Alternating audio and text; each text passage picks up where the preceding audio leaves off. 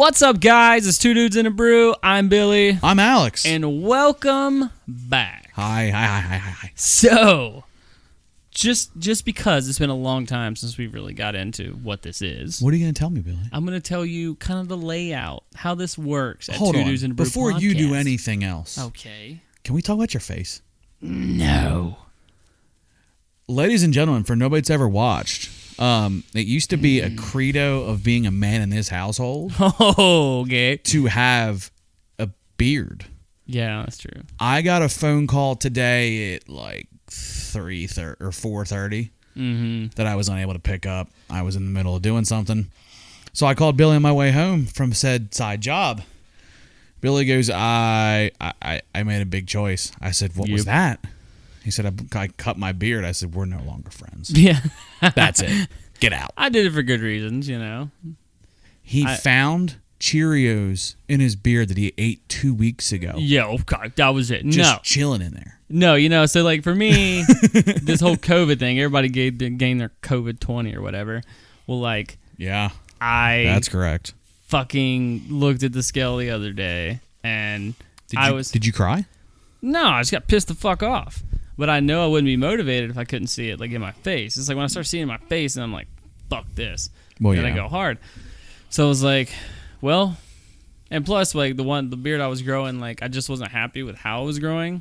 Like that was the one thing you did tell me on the phone after I got trim, done busting your balls. Yeah, the trim situation and everything wasn't working out, so I was like, I'm just need to regrow it. But also, if I have to look at a double chin every fucking day, it's gonna piss me the fuck off. Will it stop you from going to Taco Bell on lunch? Yeah. Oh. Yeah. Oh, you didn't see me at dinner tonight? Like, did you not see me at dinner tonight? True. I ate a fucking like kitten's portion of food. No, wait a minute. Producer Albany said something about the vending machine. She gets bent out of shape about the fucking vending machine. Does your vending machine at work take credit cards? Yes. Oh, that got me when I worked at Frito. Fucks you up, dude. That would get me on a nightly basis. Well, the really fucked up thing about vending machines, easy, and the really fucked up thing about vending machines is, so like when I want to go get like a Cliff Bar. Yeah. I mean, you can get a box. I mean, they're expensive, but like to get one is like $3.50, $4, and I'm like, God. Did you ever notice it's 10 cents higher to use a credit card on a vending machine every time? Yep. Fucking assholes. But I am jealous when you say about your beard not growing in the way you liked it. You know whose beard I'm envious of? Who? Producer Jordan. Allen's. My barber. How straight does his beard come in when it comes in long? I think he styles it that way. Yeah, you gotta straighten it and shit. He takes the time to literally, he told me he gets out of the shower and has like a legit couple $100 beard dryer, kind of like a blow dryer, but it's for his beard. He said it takes him just as long as it does his wife to get dressed in the morning because he has to do his beard. Oh, I had a whole thing too. But like, the motherfucker cuts hair for a living. But I mean, you know, like I would shampoo, condition the beard, get out, dry it, straighten it, put the oil in it, balm it. Like it's a whole fucking process. This is Old Spice and some antique store beard oil. You need some good shit. It'll change your life. I had beard balm from, I don't remember what the company's called. It was nice though. Yeah, it was nice shit. It's good shit. Anyway, we're getting off topic, and we haven't even gotten near the topic. We have a topic? So, guys, if you're a first-time listener, you're probably confused as fuck as what's going on. You're welcome. This is the Two Dudes and a Brew podcast where me and Alex, we sit here. We have a main topic we go over, but we drink a beer while we get to it, through it, and at the end of it. Sometimes get scared. And there at the end of that of the episodes, we review the beer on a 1 to 5 scale basis. 5 being I would try to drive to 10 different grocery stores just to buy this beer. 1 being I will drink it if I'm pissed drunk at a party and it's handed to me. Exactly. So if you want to learn more, you can find us on not only wherever you're listening right now, but pretty much every other platform there is. Check us out on Facebook. We're Two Dudes and a Brew podcast. You can't miss us. Check out our Facebook page. We do some badass lives, I feel like. We have some fun. We just closed one out that got way off the rails, but it was a good fucking time. Can we talk about our New Year's one? Our New Year's was fucking legit.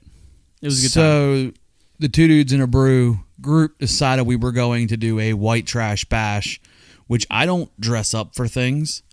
I actually dressed up for that. I made a little bit of effort. I did. You did a good job. I put a flannel on for it. It was awesome. But we... Do what? You didn't have to try hard. Oh, producer Robin said you didn't have to try hard. She's just mad because I threw her raspberry chocolate bullshit down the hallway earlier. That's rude. I'm a mean person. Fuck it. All right, guys, let's move right in. Yeah. Our topic for tonight will be on feral children. So if you don't know anything about that, you're getting ready to learn a whole bunch of cool shit, okay? Ladies and gentlemen, if you claim that your child is a feral child, and it's just because they act like a wild animal on a regular basis, that's not a feral child. No, it's not a feral child. That's just called your terrible twos. But you're going to learn. You're going to learn today. You're going to learn today. You're going to learn today. So, moving right into our beer of the week, coming straight from your hometown. Well, straight from your home state. Yes. Home state. Yes. All right, here we go, and it's going to be Lancaster Brewing Company. Why? I just had to do it. I First knew it was of going to all, bother you. you fucked it up. What? Lancaster. That's what I said. Lancaster. There is a difference between Lancaster, South Carolina, and Lancaster, Pennsylvania. Get it right. That's what I said. Lancaster Brewing Company. No, you're still saying Lancaster. How am I saying it wrong? Lancaster. Lancaster. No. This is what happens when you put a northerner and a southerner in the same room. Okay? We argue over how words are said. Lancaster. All right. Lancaster Brewing Company. I hate you so much. Straight from, let's see. Where the fuck is the fucking shit? All right. Wow. Fuck. Yep. Mm-hmm. It's called Hop Hog IPA. If you don't know what IPA means, it's Indian tell Pale me. Ale. Yeah, It's Indian thank you. Pale Ale I appreciate for our that. new listeners. This one's going great. So just to read the back of this can here, it says, you're in for a hard-charging yet remarkably drinkable brew in our Hop Hog IPA, delivering a solid malt profile and layered hop flavors from Magnum, Citra, and Cascade. We doubled down on the dry hopping for even more fresh hop character and refreshing flavor. It is a 7% alcohol by volume and a 60 IBU, which is a part of the International Bitterness Unit. I think that's what producer Jordan said. Yes. So we definitely need to There's get more like into a unit that. scale for bitterness. Bitterness. So that judges like the bitterness of it. It even tells you in here, pour in a pint glass. Color, deep gold. We'll be the judge of that. Hop Hog. Yeah, I'll give them some credit for just using the things that they base on Yeah. to lay out the can. 100%. But one thing I did really like at the top. Oh, yeah. At the top, around the rim, it says, thank you for supporting independent craft brewing. Which is huge because nowadays, yes, we've hit the I guess, the 5, 7, 10-year mark of craft beer being very popular. Some people even say it's a niche market that eventually will go away, which I disagree to a point. Really disagree, too. But these big beer companies like Anheuser-Busch, like all the ones out there, start buying up these little breweries, and they continue to make it. It's just it's getting tougher and tougher to find these independent breweries. Yeah, man, it's like, when I go to some of these independent brewers and you sit down and have a beer, it is a one of a kind. And the problem with the bigger beer company, like I'm not against bigger beer companies, but it's like anything else. Like the bigger company comes in and things start to taste the same. You know what I'm saying? Well, like, yeah. I mean that they have their tendencies. They have their kind of credo, what they come down to. Yeah, and less is more in their eyes. Yes. So yeah, you're not going to get a whole lot. You're not going to get away from the hand that feeds you. Yeah, because I'm still going to go buy the beer, but it's going to take it's going from my 1 to 5 rating. It's going to lose a rating just because it's starting to stagnate for me, and I'm not there for it. So this is where producer Albany will come up to the table and we'll make a pour.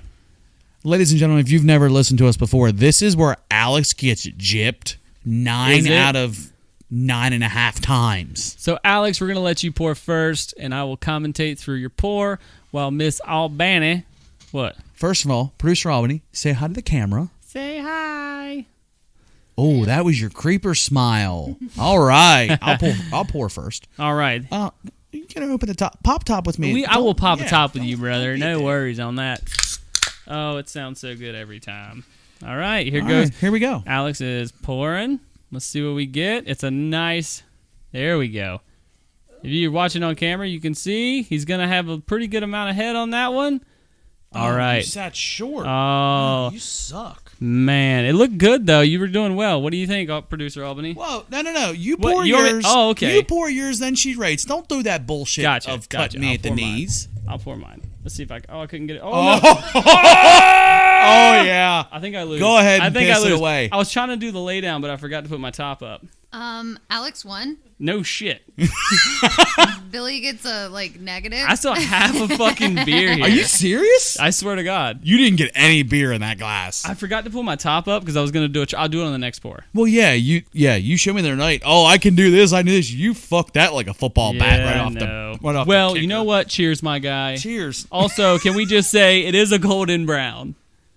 It is. It is. It's That definitely. looks nice. So I'm gonna get past. I'm gonna try to get past all the foam real quick. Oh, wait till you taste that because that's you written all over, Bubba.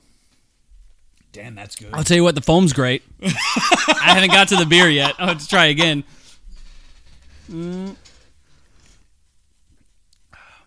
That's outstanding. That's definitely got a citrusy hit.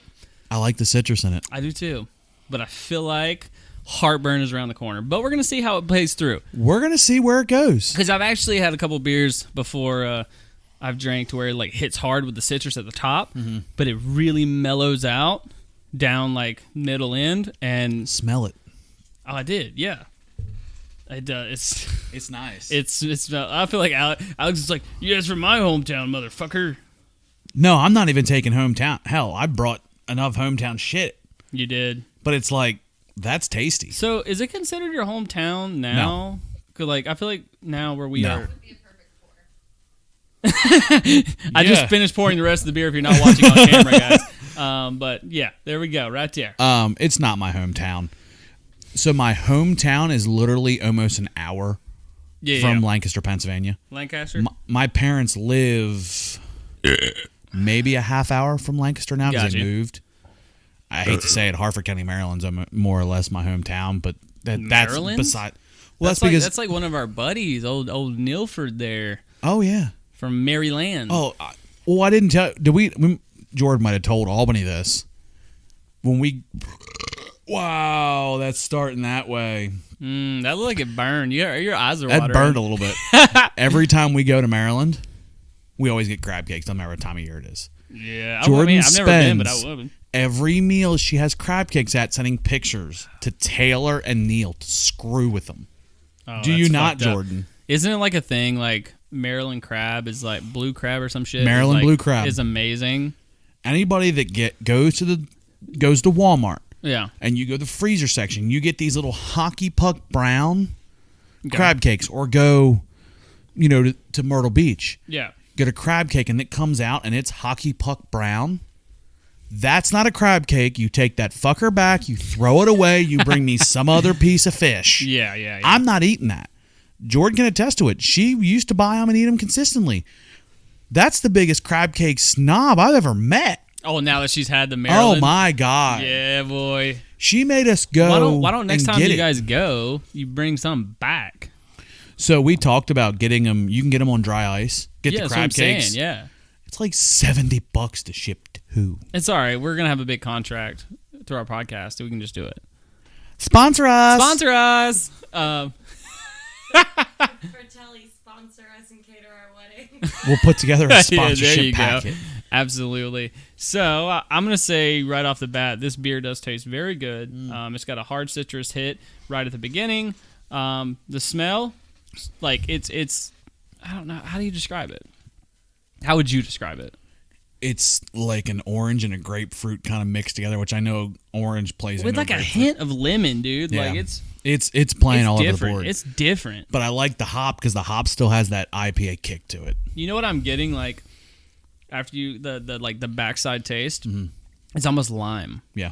That's kind of what it hits all of them. Yeah. So as of right now, this beer is selling really well. But then it's still bitter. It doesn't have the sweetness. Doesn't leave an ugly aftertaste. It literally leaves just that nice IPA citrus, bitter, citrusy taste. I like the bitter to it. Absolutely. But we'll come back to it. We got a long way to go with it. And trust me, this topic, this is going to be a long episode. I'm going to tell you But before we don't skip things. I'm not skipping. I knew where you were going. Billy, Bring us there. what is one of our favorite topics? Your bullshit of the week. Segments. It's one of our segments. That's it. Segments. I'm leaving. I'm going home. I'm going home. All right, so my like the bullshit. third episode I've quit. My bullshit of the week actually has to do with an injury I'm currently nursing and have been for more than a week. But it just, God, dude, it's been absolutely ridiculous. Like, so I did a workout the other night, whatever it was, and I stepped down and I felt a sharp pain in my foot. Like, almost like I rolled it on the bone, like rolled it on a nerve. Yeah. Dude, like, I can tell I'm getting older. Like, I mean, I'm only 28. You don't bounce back that quick. But I don't. Like, there is a big difference me between off, 21 dude. and 28. Yeah, and it fucking pisses me off because, you know, I did my workout and then, like, I was good. And then, like, I woke up the next morning and do hobbling. Well, it also doesn't help that I'm a mechanic and I'm on my feet Well, you're 12 on your to 15 feet, hours a day. all day. And my shoes were giving out. So that added to it. So I was like, fucking shit. So I ended up going to Academy Sports. Yep. I went in there and started looking for shoes. I was like, I need something for work. So, of course, I'm looking at boots and stuff. I'm like, I really don't want anything heavy because in my job being a technician, time is money. So I need to be able to move. I don't want anything weighing me down. And even though you're like, oh, Billy, tennis shoes and boots, like blah, blah, blah, like it's not that big of a difference. It is that big of a difference when, you know, I move, you know, half a step slower. Yeah. That adds up. Oh, full in day. 2 weeks, you know what I mean? Yeah. You know, I lose a good amount of time, so I was like, They don't make you guys wear steel toes? no. By the book, you're supposed to, Yeah, but you by don't. the book. But they gotcha. Yeah, so. They're not going to go around and do shoe But it's checks. like all fucking week. It's been ridiculous. But I went to Academy, and I found some fucking Columbia, like, hiking shoes. Yeah. And I got a couple guys I work with that wear them. dude, I like the Columbia brand. So I was like looking, and I was like, man, these things are fucking expensive. I found these, and they were fucking like $44 on clearance. Really? Put them on, and it's like walking on clouds. So I was like, fuck yes. That hiking one is something that's built to be on your feet all day. So I bought them. I mean, like, I was hurting so bad, I put, like, you can ask producer Albany, I literally put them on in the parking lot. Oh, I can believe you. Because my feet hurt so bad. And so, like... Well, you're in pain. That's the way it is. You know, so I've been icing it, you know, hot baths and stuff just to, like, you know, get it worked out. And I'm at a point now where, like, it does still hurt, but it's coming around. Like, it's not as bad. It's a dull, you can deal with it kind of pain. Yeah, it's almost like I have a broken foot. That's what it feels like. Yeah. But it's just because I rolled it, or I rolled over on it on a bone or something, and now it's just like, fuck me, you know? So I get shit at work because you either have one or two different people that I work with. Yeah. They either wear sneakers, which my boss actually is a big Brooks guy. Oh, I think Brooks he are owns big like deal. 6 different pairs of Brooks. Those are the best. Because he's the bigger shoes. guy, he needs the shoes just to make his feet feel better. I think he's got flat feet like I do. Well, I've worn boots for so long. I had Red Wings, went to the store, tried Red Wings on. Yeah, I have Red shake Wings. me for them, and I used to swear by them. I could love wear Red them Wings. 18 hours a day, Yeah. and not bother me, because I had to wear steel toe boots. There was no way around that. Yeah, Because I worked yeah. on a forklift at that point. You're not getting around it. Yeah. But the job I have now, it's either you wear sneakers, or you wear, like you were talking about, the Columbia like hiking shoes. Yeah. I know 3 or 4 guys that swear by them. I love them to death. Yeah, I'm telling you now, and like, they're not the prettiest shoes, but like, I'm working in them. So functionality. I don't really care. You're past and I age do- where style really matters. Yeah, and it's functionality. I mean, we hike too. Like, we obviously with all COVID and stuff, we haven't Yeah. been able to really do it as much as we want. But I mean, that's been my bullshit. It's been this whole week of like, I work and like I'm like getting over this fucking injury, and I come home and I'm exhausted because I've exerted so much energy and trying not to walk on that foot all the time. Yeah. And so I'm just Well, you're wearing your other exhausted, foot out 'cause and you're leaning on it. Unfortunately, that ends up me like being a selfish asshole where I'm sitting on the couch talking to Albany, and she's done a bunch of stuff around the house, and she's like, hey, can you go do this? I'm like, and literally I was an asshole, and I was just like, no, I'm not doing that. Yeah. And it wasn't, I don't think I was like trying to be an asshole, but it was just like, you're hurting. It's what came out because I was just in pain, and I was just like, I don't want to fucking move. Yeah, I was literally standing on a fucking ice bag with an ice bag on top. Yeah. So that was my bullshit of the week. I'm getting over it. I'm actually going back big into working out tomorrow. Again, point of the beard shave. But, Alex, what was your bullshit of the week? Well, I guess my bullshit of the week could kind of play off of you because I have flatter feet. Like I said, there's different people in my office. You either wear shoes, you wear some kind of hiking boot shoe. I get shit at the office because when my other pair of boots I have, the rubber is worn out on them. So you walk on a hard, like, granite floor. Yeah. It sounds like a woman in high heels. So I walked through the shop the other day, and I get it consistently. It literally sounds like a heel hitting the ground, which it is. It's the boots I wear. I wear them because I have flat feet. The boots give me lift. Do you have a high heel on them? I've got the thicker heel, yeah. Yeah, I've got bigger heels on mine. Like, those are the boots I look for specifically to get me the lift because I feel better. No, I can get away with sneakers, but if I wear sneakers for months on end, I'm uncomfortable. Yeah. So, my bullshit, my good pair of boots that I wear all the time that you know, the heel is just worn down to them, and I haven't gotten a chance to have anybody put a new sole on them. So I went to Boot Barn the other day. I tried to go to a couple other country western wear stores, couldn't find a pair I liked. Went back to Boot Barn where I bought the pair that I have now that I love to death. Found a pair. I think I was in there for like an hour. Literally an hour. Trying to find. I had them in my hand. I put them back. I almost walked out. It was like doing that rain sleet bullshit. And I was like, hate that. I walked back. I said, you know what? Fucking, I'm buying them. I'm done. I'm just going to fucking buy them. Yeah. Bought them. I literally wore them out of the store. Like you said, the girl, I was like, what do you need? She's like, I need the left boot and the tag off of it. I was like, cool, because I'm not taking them back off. Yeah. Of course, I walk outside and, Scotch Guard leather. It's fucking raining out. Yeah. So I Scotch Guard. I've never Scotch Guarded mine, but. So my bullshit of the week is I fucking hate breaking in boots.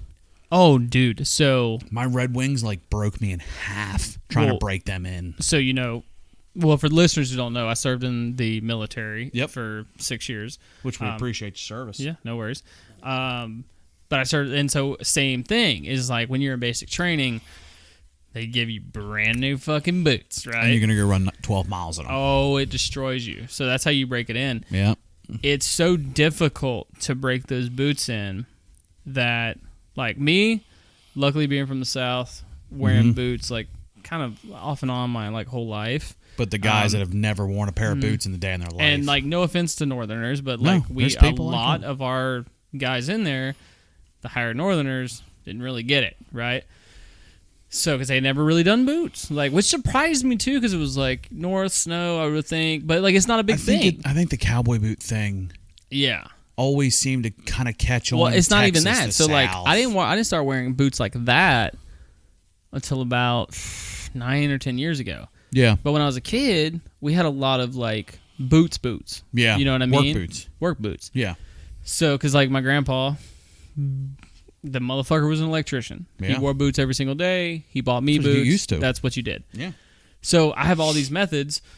As soon as I got my boots, and we got downtime, like the first day, I was in the hot shower, steam blazing, with all of my boots in there. Just trying to break the leather, relaxing them down. Well, it's not. They're not even leather. It's just the cloth style, but they're so hard. So I'm bending them, like rolling them and bending them and getting everything worked out. And they're like, "What are you doing?" I was like, "I'm breaking my boots in." Y'all don't realize like what the fuck will happen. So then, when you go to basic, you end up going to like this prior thing. I forgot the name of it, but you reception. It's like a reception thing. Okay. So that's basically, you can end up there from 1 day to fucking 3 weeks before you actually go to basic. But while you're there, you get all the things you need to take. Is that MEPS? No. MEPS is what you do before you go to your base. Okay. When you go to your base, you go to reception. Gotcha. And basically, they're checking all your shit. All right. Yep. Basically the same thing MEPS does, but they have drill sergeants there, and they take you to a store and you get like all the shit you need to take with you when you go to basic. Gotcha. I walked in to the store. I'm not dumb, right? Walked into the store, walked straight to the moleskin. If you don't know what moleskin is, it's basically a tape, and you put it like on your heels, your toe sides, like sides of your feet, toes, to protect. It stops the rubbing of blisters. Yeah. I bought 3 packs. Oh, you're going to use them every day. Because I'm not an idiot. Yeah. So I'm over here buying these, and one of my good buddies, we ended up becoming really good buddies while we were there. He saw me, and he's like, what you doing? I think he called me Carolina or some shit. But he's like, what are you doing, SC or Carolina or whatever? Because I ended up having the nickname Eddie because of my last name. Yeah. But he called me Carolina or Southie or some shit. And I was like, I'm getting moleskin. He was like, the fuck is moleskin? I was like, you don't know about moleskin? I was like, are you going to be a dick to me or you want to learn? He was like, fuck yeah, I want to learn. I was like, buy 3 of these. You'll thank me. Yeah. I said, and then when we get in there, I was like, we had like close to the same last name. So I was like, when we get in there, stay with me. Like, watch what I, like, remind me. Because I know shit's going to get hectic. Shit's going to get crazy. And I'm just going to be in my own world trying to survive. Yep. And just stay with me. So he came into the shower with me and everything. I taught him how to, like, bend Work them up with the hot steam, where to put the moleskin, how to put it. But, dude, I watched so many guys take boots off. You could see blood coming through the boot. Oh, yeah. And you're talking thick boots and blood coming through. And they're like, oh, fuck, like, my feet hurt so fucking bad, I can't walk anymore. And I'm like, that's because you're not paying attention. Yeah. Like, even the drill sergeants will tell you, when you go in that store at reception, you better buy some moleskin. Yeah. Because they fucking know. Okay? But, like I said. I'm sorry, I didn't mean to rant no, off. But you're good. That's you're what good. it is. That's what you're doing is what I've been doing, what I had to do. So I wore them over here tonight because I was going to wear them to the racetrack today, but it was like, you know what? On my feet for 9 hours, I could take another pair of shoes with me. I don't feel like changing shoes. Fuck it, I just won't wear them. Yeah. What I'll do is I'll do it slowly. We'll go to dinner or we'll do stuff like that. And like I said, I wanted a new pair of boots anyway. Yeah. But I do honestly hate breaking in boots. My Red Wings, like I said, broke my back. Yeah. I wore them to class. Yeah. When I was in college. And good God. Once they're in, they're great. Once amazing. They're in. I'll spend all day in them. Absolutely. But that you earn your stripes in that break-in period. Yeah, no shit. But we are through our bullshit of the week. So basically we should close it out with basically our bullshit of the week is pretty much the same. I'm dealing with a foot injury. Our feet hurt. Yeah. Guys, again, like I said, it's not that fucking bad if you sit down once a week and say, what was the worst thing that happened to me this week? My feet hurt. My fucking feet hurt, right? But that would close out our bullshit of the week. Yes. Which leads us into what, Alex? Your favorite segment. One of our favorite segments, my personal favorite. Would you rather? You want to explain this segment a little bit? This segment has been on the idea of, would you rather do one thing or another? We have fun with this. We are both unsure of what is written on said card. Producer Albany hands one of us said card in Billy's hand. I have we not read read off it. of it. We do not pre-prep ourselves. Everybody that says, oh, you guys look at it and come up with answers. No, we don't. Bullshit, this is coming off my hip because I don't have a fucking clue what's on that card. You know what, honestly, The I think stupid we should, shit that's come out of honestly, our you know what I mouths think we is should amazing. do, though? Huh. Is like, to prove it, is just Yeah. have producer Albany, what do you think about this? Have her come up whenever we get to this segment. Yeah. And do the whole, like, spread the cards out, and then we just draw from it. That way it really tells it. Because that's literally what happened before we started airing. Yeah. Is she walked over to me, all of them spread out, and I picked it up, and I put it on the table. I can beat you one more. What? I could call somebody. And be like, I need a would you rather. Like an off-the-wall would you rather. That would be cool. To have somebody come on and talk to us while we're on the podcast. Would you like me to make a phone call? No, we're going to do this one first. Okay. We'll put it in the bank for later. We need to test that idea with the audio first. Fine. Producer Billy. Albany, can you get us another beer here soon? Thanks, media. Y'all both, Producer Albany and Producer Jordan, look like they're about to fall the fuck asleep. Just so everybody knows, and especially the people on the camera. Ooh, camera shake. It looks really good in the room. We look excited. If you saw what the backside of the camera looks like. My dog is asleep in the middle of the couch. Both producers are on their phones. Everybody's slumped over. Jordan literally looks like she's 2 seconds away from passing the fuck out. What is that? Are you playing Angry Birds? She's playing Angry Birds. God, I love you. That's such a good game, though. All right, so Topgolf has Angry Birds, by the way. nice. Thank you so much, producer. Thank you, Albany. producer Albany. Hey, nice sweatpants for the show. I'm glad you dressed up. You're looking good. All right, so Billy, read our Would You Rather card. Now, just like we said, we're going to explain our answers. You're not giving a one-word answer, Billy. You're going to give an answer, and you're going to back it the fuck up. You show your work. Read me the card. okay, Mrs. Kirk. It sounded cool. Fuck. I don't mean that by your mom either. I mean that. Whoa. Oh, Okay. If you're talking in the mic, you try the beer. You know the rule. you have to try the beer. You have to try the can't beer. speak- That's the rule. a sip. You just try a sip. She's not an IPA person, so I know she's not. Oh.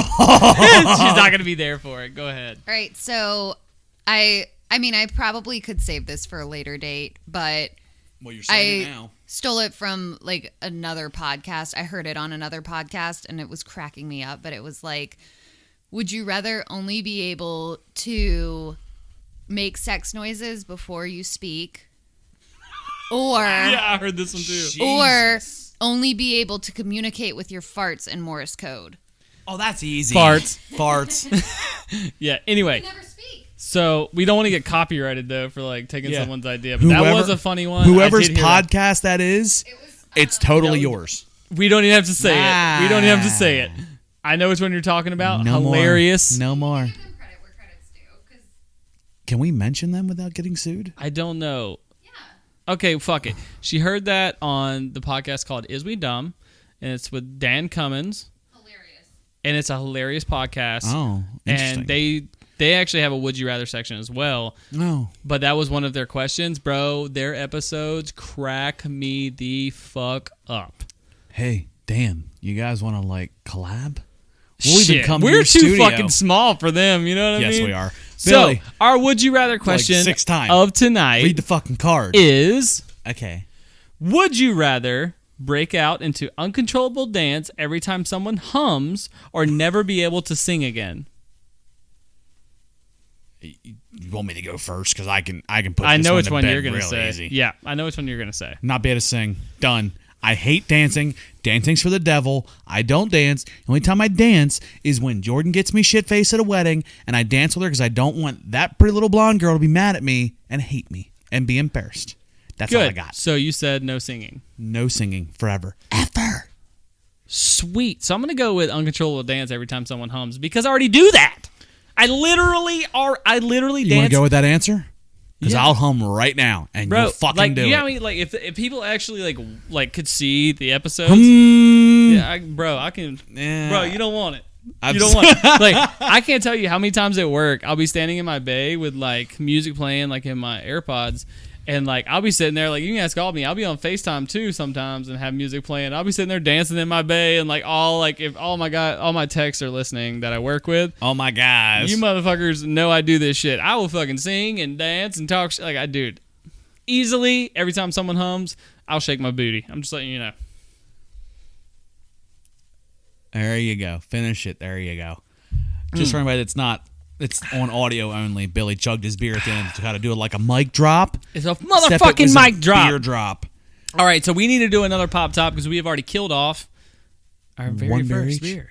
Now that was a short segment. Usually that's not as short, but that was a very easy one because we are two very different people at that point. And we yeet it.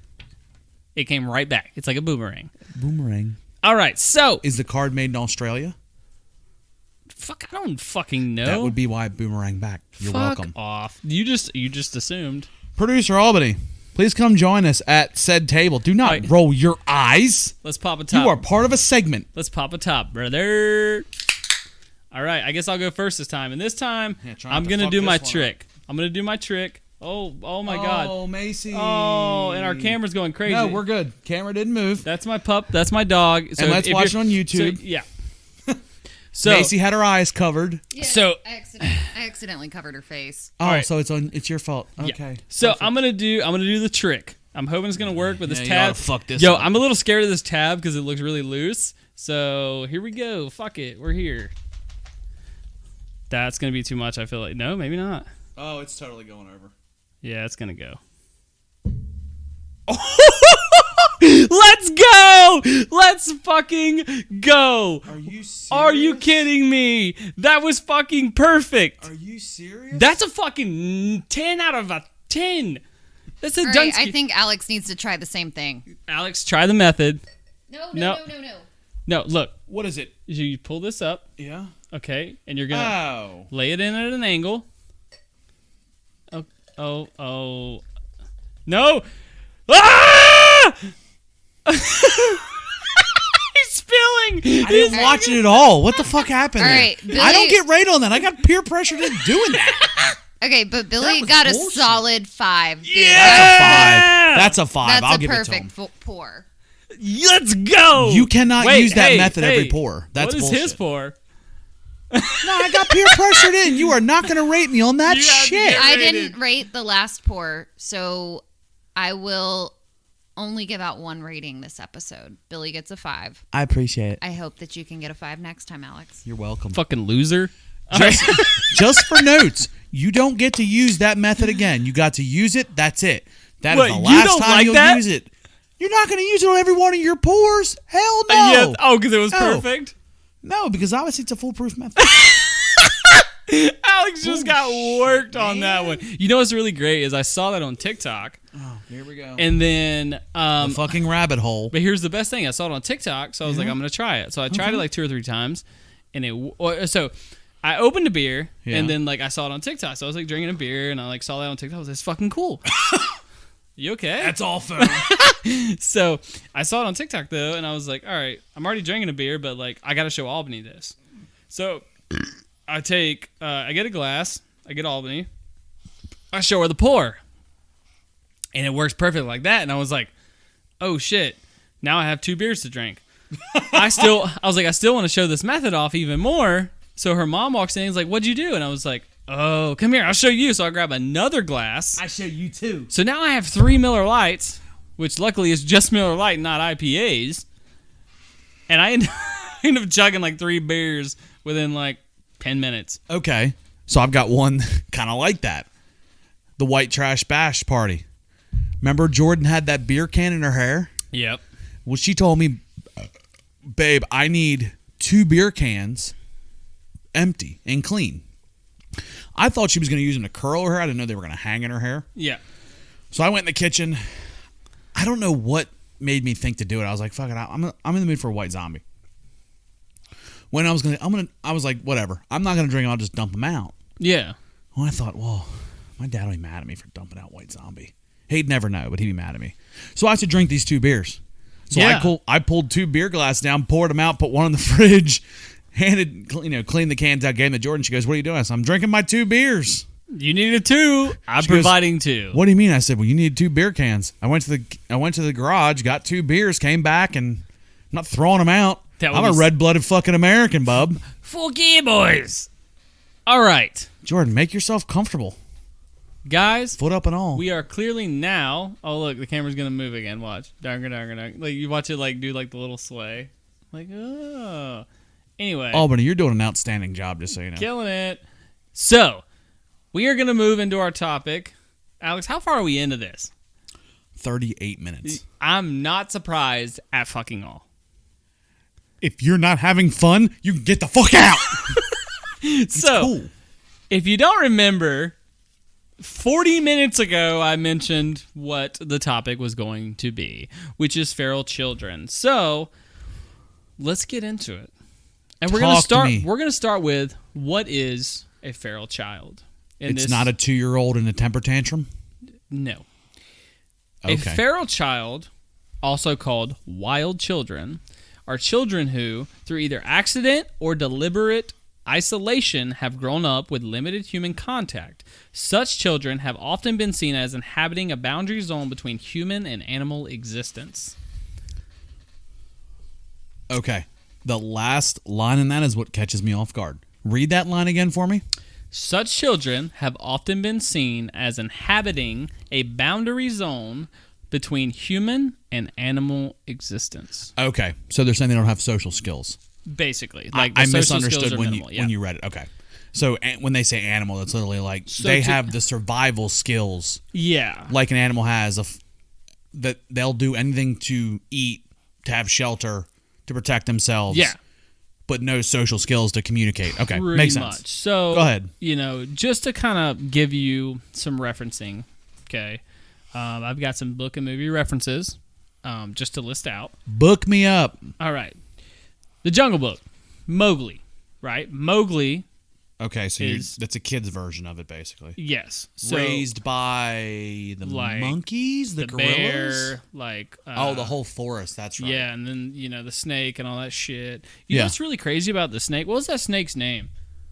In Ka? I think it was Ka. Can we fact check that? Yeah.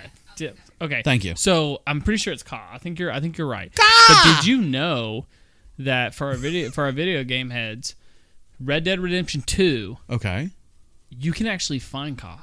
The snake? He is in the swampy area, I think outside of Saint Denis.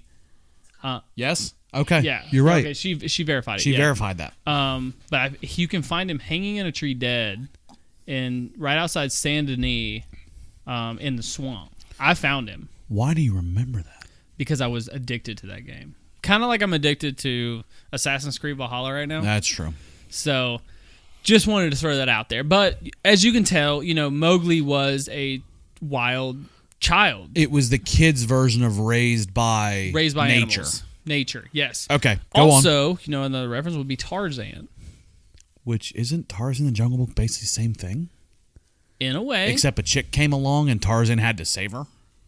In a way, yes. But, yeah. Tarzan, if you watched, what was that movie with Ben Fraser? I think his name's Ben Fraser. Ben Fraser? Yeah, he played in The Mummy, and he was Tarzan. Huh? George of the Jungle. That was like a comedy, though. It was Tarzan based. Yeah, it was 100% Tarzan. That's what I'm saying. But you remember he spoke another language, like he just spoke his own language? Yes, he spoke because the gorilla was like his mom. Exactly. Or his dad. Or like something like that. But so it's, the isolated children or, yes, that are a lot of the times isolated in nature. There's also an older movie with young Liam Neeson called Nell that was actually pointed out by a coworker of mine when I was telling her about the topic that I was going to do. She was like, "Have you seen the movie Nell?" And I was like, "I feel like I've fucking seen that." But it's literally about a woman who just lives out in this cabin in the woods. She speaks her own language. Like, she does everything like more naturistic, I guess. And so you mentioned this. You mentioned movies. One movie that comes to mind, and it was a first date with an ex that I saw it. So Jordan, sorry for bringing this story up, but it helps the podcast. So content. Sorry. Content. The movie Mama. I haven't seen Mama. Yes. To a point. Mama was two kids. Their parents were in like a car accident. The kids lived. Isn't Mama like a ghost or some shit? Yes, let me get there. Okay, like a demonic ghost? So they crashed in the woods. The mother in her time... Really? You're putting in the horn? Just running on audio, Billy has an ale horn that he drinks out of. He just put his beer in the ale horn. There you go. Show the YouTubians. My guys. So the car crashes near this house. Moo makes references to like Mama caused the crash. Yeah. Basically, it was a woman that her children died. Got you. The car got close enough. She caused the wreck on purpose.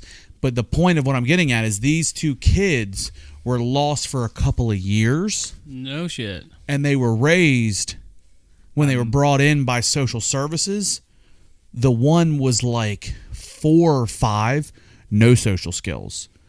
Ate everything, destroyed everything, would draw these demonic pictures. So basically raised by the wild, but that kind of went in a different direction, that they were raised by a ghost. She did everything for them. That was more of a ghost tale. Yeah. But the no social skills was the big thing they sat on that movie, and I guess that's where it connects. I guess more realistic Gotcha. in this time. Because, like I said, the one with Ben Fraser was more of a joking kids movie. It was, but when you broke it down like to what it was, yes, it if you the get same back to the aspects, basics, yeah. You know, and I'm just trying to I guess what I'm trying to do is connect this in modern culture, which actually it's more modern than a lot of people realize. Oh yeah. Because so what I'm basically gonna do now is I'm gonna go through 10 true cases. Now it's going to be short, quick, 10 true cases, but then I'm actually going to get into the big case for this episode, which is going to be on a little girl named Jeannie Wiley. Okay. So and do you want to run through all? I'm gonna do all 10 of those, and then we'll do comments after. Yeah. Well, okay. Yes. What do you mean? Like, yeah. Let me get through them. Let me get through them. And number 1 through number 5. Let's talk about the first 5, and then we'll go back. Sounds good. Yeah, we can do that. Okay. Do it. This is going to be the true cases of feral children. So to start right off, this feral children, you can actually look this website up yourself. It's listverse.com. I've fact-checked this the best I could, and it seems to be all legit. Yeah, it's going to be a little tough to fact-check. I've fact-checked all of them the best that I could, and it seems legit. So, number 10, feral children, Shamdio.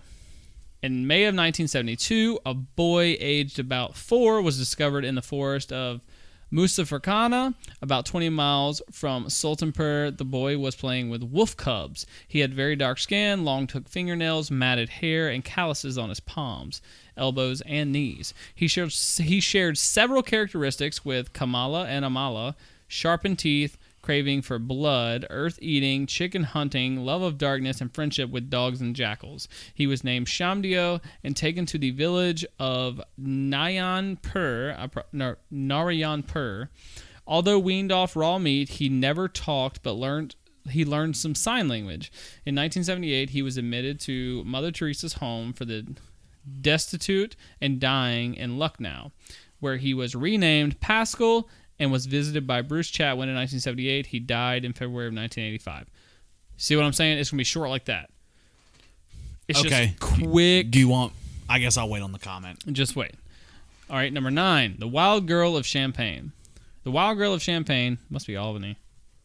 It's got to be a producer, Albany. I mean, it's Jordan and Albany on a Friday or Saturday. The Wild Girl of Champagne. The Wild Girl of Champagne had probably learned to speak before her abandonment, for she is a rare example of a wild child learning to talk coherently. Her diet consisted of birds, frogs, and fish, leaves, branches, and roots. Wow. Given a rabbit, she immediately skinned it and devoured it. Her fingers, and in particular her thumbs, were extraordinarily large. According to a contemporary witness, the famous scientist Charles Marie de la Condamine, she is said to have used her thumbs to dig out roots and swing from tree to tree like a monkey. She was a very fast runner and had phenomenally sharp eyesight. When the Queen of Poland, the mother of the French Queen, passed through Champagne in 1737 to take possession of the Duchy of Lorraine, she heard about the girl and took her hunting, where she outran and killed rabbits. So these are very short. You say that's pretty impressive. You outran a rabbit? Yeah. Them fuckers haul ass. Number 8, John Sesabunya. I probably said that wrong, but I'm trying. One day in 1991, a Ugandan villager called Millie Seba went further than usual in search of firewood and came upon a little boy with a pack of monkeys. She summoned help, and the boy was cornered up a tree. He was brought back to Millie's village. His knees were almost white from walking on them. His nails were very long and curled round, and he wasn't house-trained. A villager identified the boy as John Sesabanya, last seen in 1988 at the age of 2 or 3 when his father murdered his mother and disappeared. For the next 3 years or so, he lived wild. He vaguely remembers monkeys coming up to him after a few days and offering him roots and nuts, sweet potatoes, and cassava. The 5 monkeys, 2 of them young, were wary at first, but befriended him within about 2 weeks and taught him, he says, to travel with them, to search for food, and to climb trees. He is now about 21 years old, and in October of 1999 went to Britain as part of the 20-strong Pearl of Africa Children's Choir. So that's an example. So they turned him back into a regular functioning human being. Yeah. Okay. Number 7, the Syrian gazelle boy. Jean-Claude Auger, an anthropologist from the Basque country, was traveling across the Spanish Sahara, Rio de Oro, in 1960 when he met some Namadi nomads who told him about a wild child a day's journey away. The next day, he followed the nomads' directions. On the horizon, he saw a naked child galloping in gigantic bounds among a long cavalcade of white gazelles. The boy walked on all fours, but occasionally assumed an upright gait, suggesting to Auger that he was abandoned or lost at about 7 or 8 months. Having already learned to stand, he habitually twitched his muscles, scalp, nose, and ears, much like the rest of the herd. In response to the slightest noise, he would eat desert roots with his teeth, pucking his nostrils like the gazelles. He appeared to be herbivorous, apart from the occasional agama lizard or worm when plant life was lacking. His teeth edges were level like those of an herbivorous animal. In 1966, an unsuccessful attempt was made to catch the boy in a net suspended from a helicopter. Unlike most of the feral children of whom we have records, the gazelle boy was never removed from his wild companions. Yeah. Got some interesting stories here. Yeah. Number 6, Oksana Malaya. That's got to be Russian. Oksana? Yeah. That's Russian. Born in 1983, was found as an 8-year-old feral child in Ukraine in 1991, having lived most of her life in the company of dogs. She picked up a number of dog-like habits and found it difficult to master language. Oksana's alcoholic parents were unable to care for her. They lived in an impoverished area where there were wild dogs roaming the streets. She lived in a dog kennel behind her house where she was cared for by dogs and learned their behaviors and mannerisms. She growled, barked, and crouched like a wild dog, sniffed at her food before she ate it, and was found to have acquired extremely acute senses of hearing, smell, and sight. Like a dog. And number 5, Prava, the bird boy. The most recent case of Mowgli syndrome was that of a 7-year-old boy who was rescued by Russian healthcare workers after being discovered living in a 2-bedroom apartment with his mother and an abundance of feathered friends. It would appear the small apartment doubled as an aviary with cages filled with dozens of birds. In an interview, one of his rescuers, social worker Galina Volskaya, said that his mother treated him like another pet. While he was never physically harmed by his mother, she simply never spoke to him. It was the birds who communicated with the boy. This is a quote. He just chirps when realizing that he is not understood. Starts to wave hands in the way birds winnow wings. You know, when they like winnow their wings. Yeah. And that was a quote from the social worker. So, anything you want to address on those 5? I think there's a commonality across them. And I honestly didn't know that it was possible. So, let me give you an example. You know how miniature pigs, teacup pigs, quote unquote, are popular. First of all, there's no such thing as a teacup pig. There's no such thing as a miniature pig. It's just fucking pig. A miniature pig or a teacup pig is a malnutrition pig. Just like any other animal, you can keep them small, but you cannot feed them anything. You basically have to starve them to stop their growing process. So people that have these pigs find out they're pot-belly pigs, and that hog, because it's a goddamn hog, is going to grow to 600 pounds. Yep. People have made the poor decision to release them into the wild. When you release a pig in the wild, going from domesticated where it's cute, it's got soft skin, the no tusks, to non-domesticated? To non-domesticated, over a very short period, pigs will grow a tougher skin for defense. Not boar. It'll grow the tusks like you see on a wild boar. Yeah. And a very pissy attitude all comes to bear with it. Can I just... That's really cool that you brought that up because I don't know if we explained it in the beginning, but the cans... Oh, it's on the can, too. The cans of the beer we are drinking tonight, Hop which Hog. is the Hop Hog IPA, actually has a picture of a wild boar running through hops, it looks like. So we'll make sure we get a picture of that up on the Facebook page for you guys. But great connection there, dude. Absolutely. Yeah. So the reason I brought that up, I never knew until I guess you brought that up. Obviously, the only way these children got here is a man and a woman called the stork. The stork dropped off the baby for the younger crowd that could be listening. If not, mommy and daddy played the peekaboo game. Mm-hmm. Dad won. Dad won.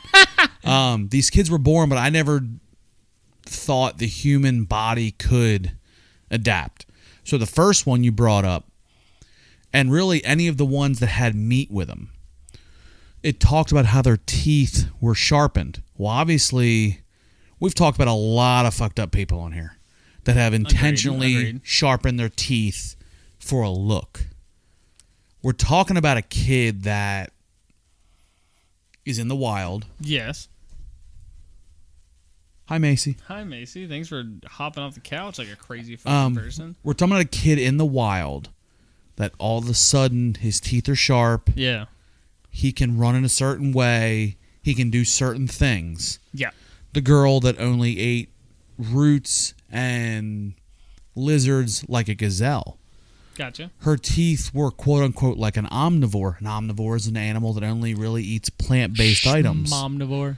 The fact that her body, the human body, adapts to its surroundings. Where it is in its habitat. Correct. Now, when you talk about years, and this is where it gets kind of weird, evolution. You're either on one or two paths. You're on the Jesus path or the evolution path, whatever you're on. Yeah. When you talk about evolution, we talk about caveman, that the closest relative we have are monkeys. Yeah. The fact that these monkeys brought her in, taught a child to do these things, the child responded, then their body responded. Yeah, you're talking about so you're talking about, no, I think that was a boy. John Sesabanya? Yeah, the one that had bigger thumbs because it was obvious. Oh, no, that was a girl. Yeah. She had bigger thumbs because she'd been swinging from branches. Her body is figuring out what it needs to survive. That was the wild girl of Champagne.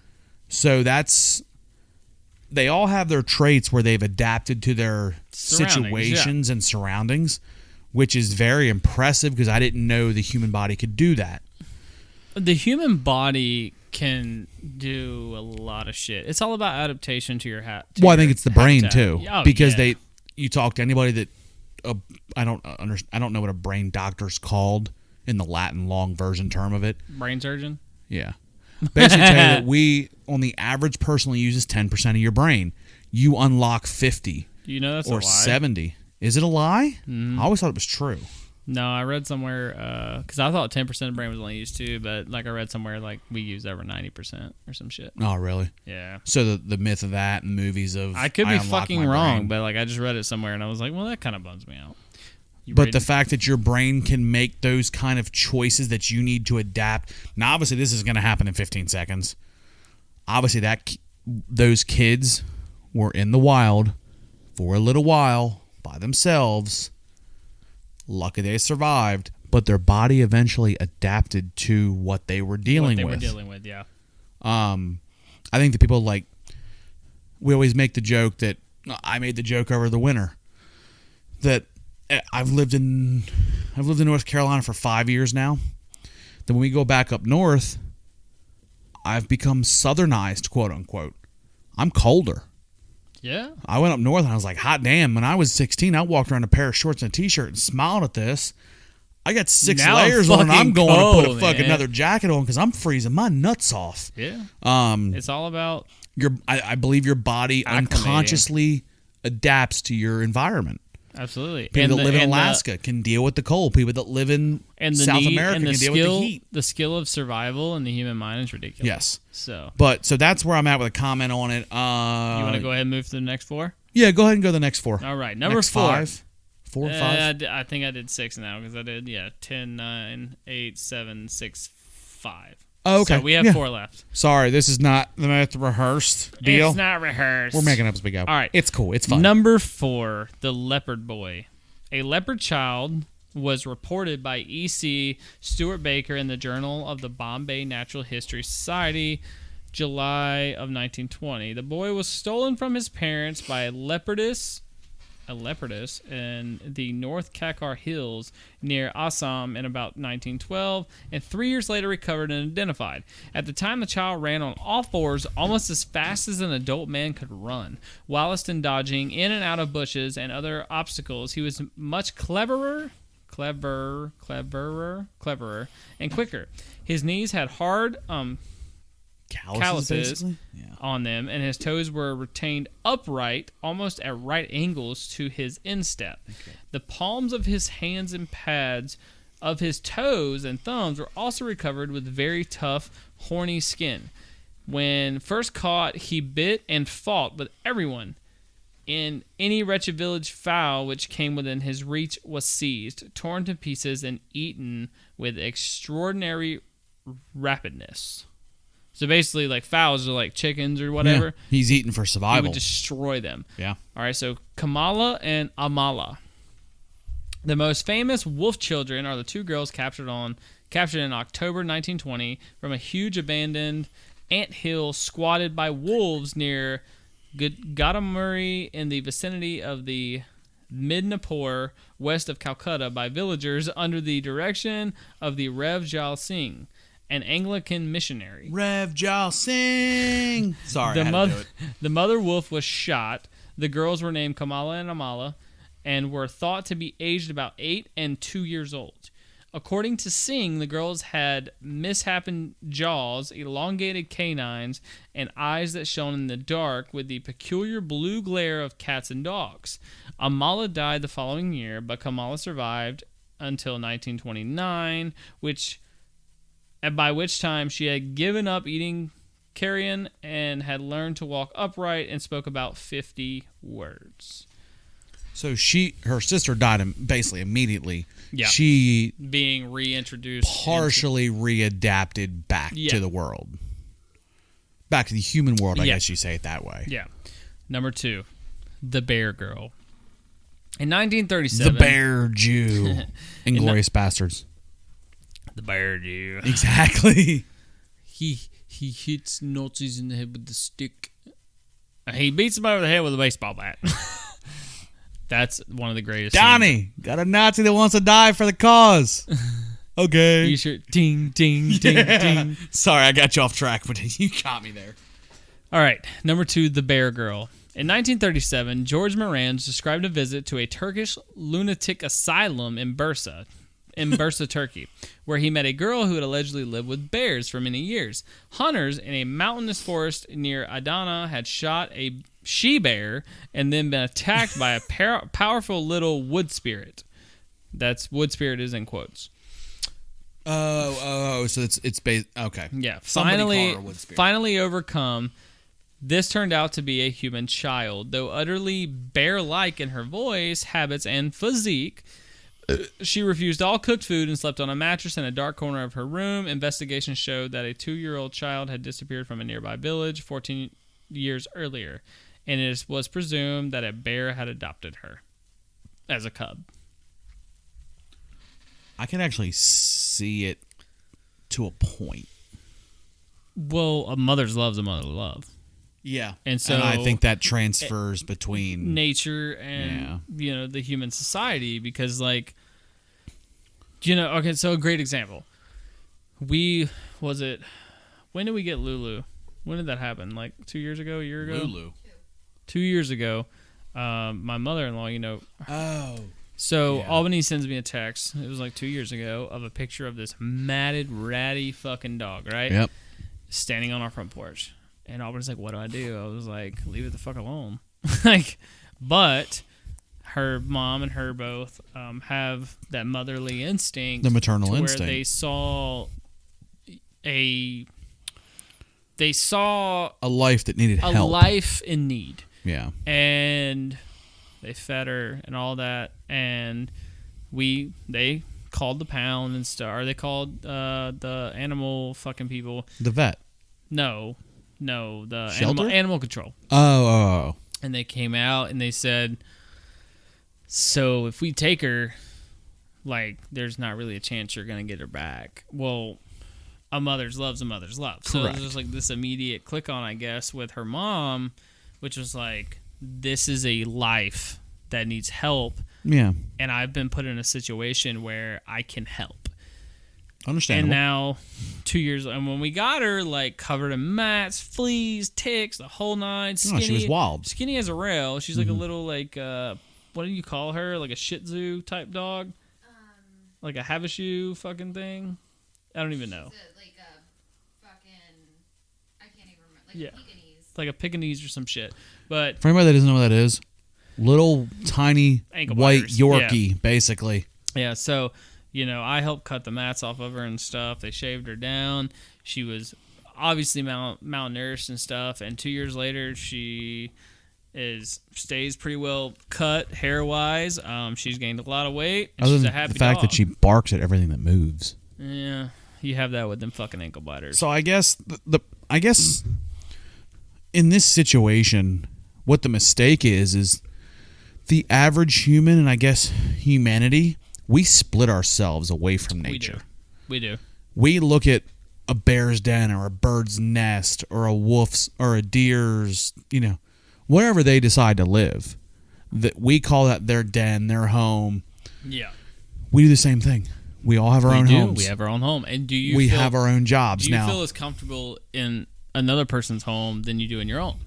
No. No. Because it's your space. Correct. That is your living cavern. Do we travel to quote unquote work? Yes, so do they. Their job is to hunt and gather. You're going to see a bear pull a phone out and start texting its friends? No. Are we one of the generations that communicates in a very different way? Yes, but we are no different than nature. We just classify ourselves differently. As more of on the hierarchy scale of things. Yes, or which beings. is human nature because we think we're the most important thing. Yeah, which of I'm course. sure if you could talk to a bear tomorrow, a bear would say, we're the most important motherfuckers on this planet. Same We with do this, we do that. deer and squirrels and all the things. Not deer. Deer like to look at cars and go, Okay. oh, look, a car. All right, in front of it. We're literally on number one. Okay, Wild Peter. Read me number one. The first really famous feral child was Wild Peter, a naked, brownish, black-haired creature captured near Helpenson in Hanover in 1724 when he was about 12 years old. He climbed trees with ease, lived off plants, and seemed incapable of speech. He refused bread, preferring to strip the bark from green twigs and suck on the sap. But he eventually learned to eat fruit and vegetables. He was presented at court in Hanover to George I, I guess, and taken to England, where he was studied by leading men of letters. He spent 68 years in society, but never learned to say anything except Peter and King George. Although his hearing and sense of smell were said to be particularly acute, that's all he could say. He wouldn't. I think at a certain age, you just Wait, sense of smell or sense of speech? his sense of smell, hearing and smell. So Okay, so they're saying he wasn't deaf, like he Yeah. could learn, but yeah. So that he closes lived for out 68 years. in society before or after his. I think that's a big difference in all the rest of them. Yeah. Because the two twins, the one sister died pretty much as soon as they took her out of the wild. The other one lived for what? A couple years? Mm-hmm. I mean, a lot of these, like the one I want to say caught, it's a bad term, but caught in 1920, she died in 29. She lived 9 years. This sumbitch lived 68 years. Without saying anything other than his name. He said and two King words. George. 3 words. Peter and King George. Oh, King George, yeah. So, Which, no surprise, he's British. They're going to make sure, out of all the things he says, he is going to say the king's George. name. Yeah. So that's the way that works. This is going to pull us into a more in-depth look at one of these feral children, a more famously known, which her name is Jeannie Wiley. And before we do that, Jeannie, we need to pop a top. we are blowing through this beer. Let's fucking go. Well, how far are we into this episode? Are we like an hour and a half or some shit? Hour and 10. Oh, we're doing real well. Producer Albany. As you've gotten very well comfortable with your nice blankie, come join us at the table. So, Alex, we'll let you pour first this time. I'm making a stipulation. You're not using the perfect pour method anymore. That's done. I veto that rule. I don't care what you veto. We got vetoed. You learn how to master it, and then we can... It's bullshit. Now, mind you, I haven't mastered it, so sometimes I do fuck it up. But you're welcome to try. He puts 3 5s in a row. You're driving to my house to do the podcast. There's your warning shot. We got kids. His first one was a 0. My first one was a fucking -2, actually. Say you got a negative. Yeah. All right, here we go. And Alex is making his pour now. He's not using the perfect pour method, but he is going with his own. It's looking really good. Oh, shit. That is a perfect pour if it doesn't go over. That's a perfect pour. No doubt in my mind. And based on Alex's... you pour yours. That's what I'm saying. Based on what you've told me, yes, I won't do the perfect pour method. I will pour normal. Okay. But I 100% give you a 5. No, I think Alex has a perfect pour. I think you should try the perfect pour method just to see if you can do it 2 times in a row. Oh. You know what? You do whatever makes you happy. I don't even care. You know, Alex said it, but we're just going to try it. Go over, you bastard. It's going to go. Look. Oh, yes. Yes. Fuck the perfect pour method. You can suck my balls. Alex won. That's a 5. Hata. What do I get? Do I at least get like a 3? Because... No, you went over. You busted. This blackjack or not. You're done, Fuck you guys. I don't give a shit. Look, I was fucking hyping you up. You just crushed me down, all right? You're welcome. I wasn't even going to do that, but I told you, I can't do it perfect every time. You going to lay the beer there? I don't have anything to suck clean that it up shit with. up then. You got a mouth. Oh, come on. So if you're not watching on YouTube, I spilled a beer and Alex told me to clean it up, so I smacked it with my hand. Did you really just Hulk smash it? Yes. I channeled my inner Asen. Yeah. What do you want me to do? Yeah, true. No. Asen was Buzz Lightyear today. Oh, he was Buzz Lightyear. All right. No worries. Let's move right into Jeannie Wiley, which is where I did a lot more of my research on the feral children topic. So, there have been a number of cases of feral children raised in social isolation with little or no human contact, which obviously we covered a lot of them. A lot. But very few have captured the public and scientific attention, like that of a young girl whose name was Jeannie Wiley. She spent almost her entire childhood locked in a bedroom, isolated and abused for over a decade. Whoa. Jeannie's case was one of the first to put the critical period theory to the test. Could a child reared in utter deprivation and isolation develop language? Could a nurturing environment make up for a horrifying past? So here's a little bit of background. So basically, can a right fix a wrong? Yes. Okay. Or can a right fix a horror?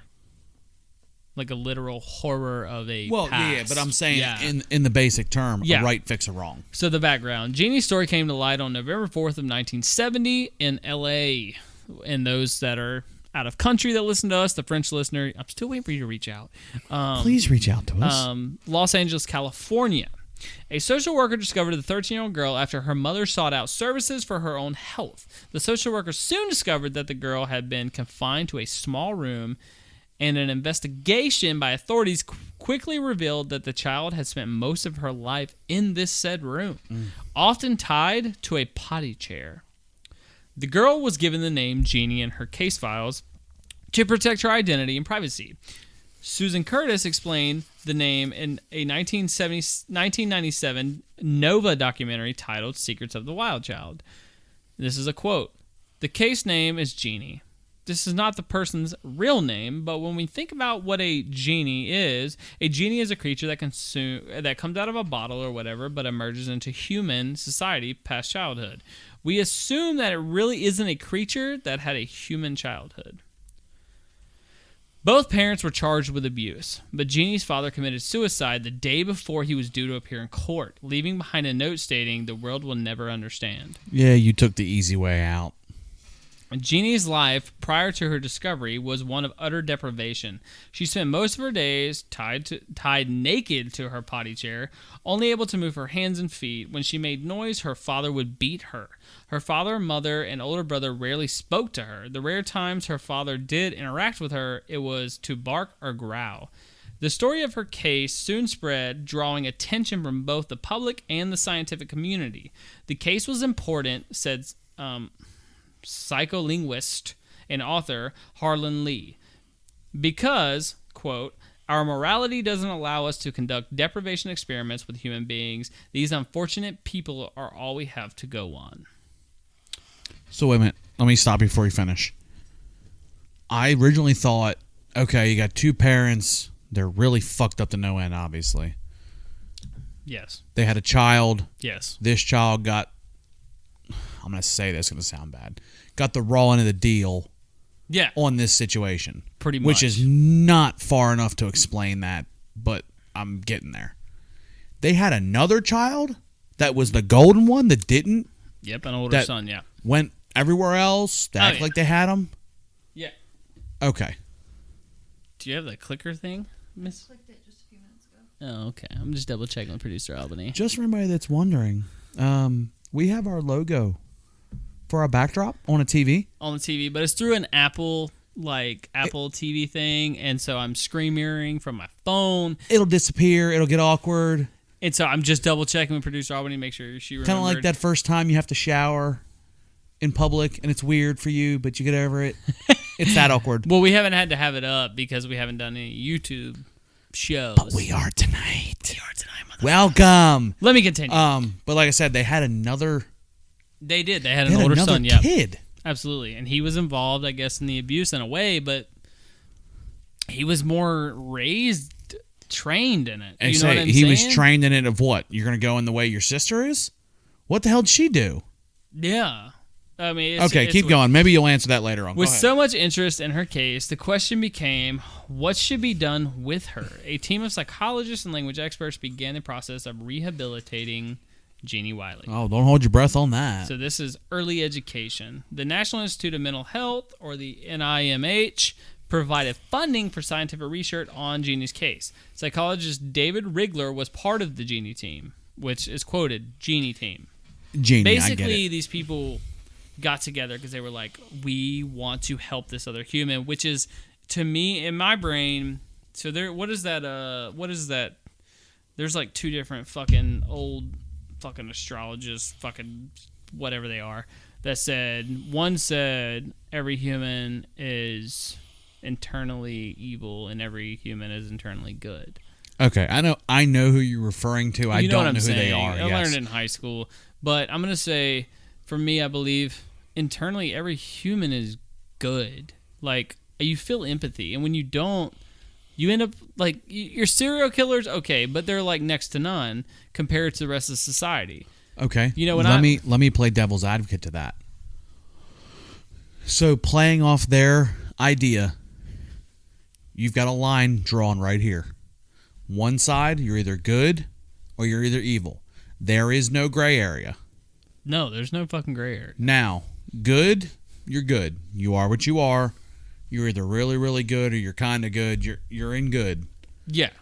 Evil could also be considered you're very good at masking it.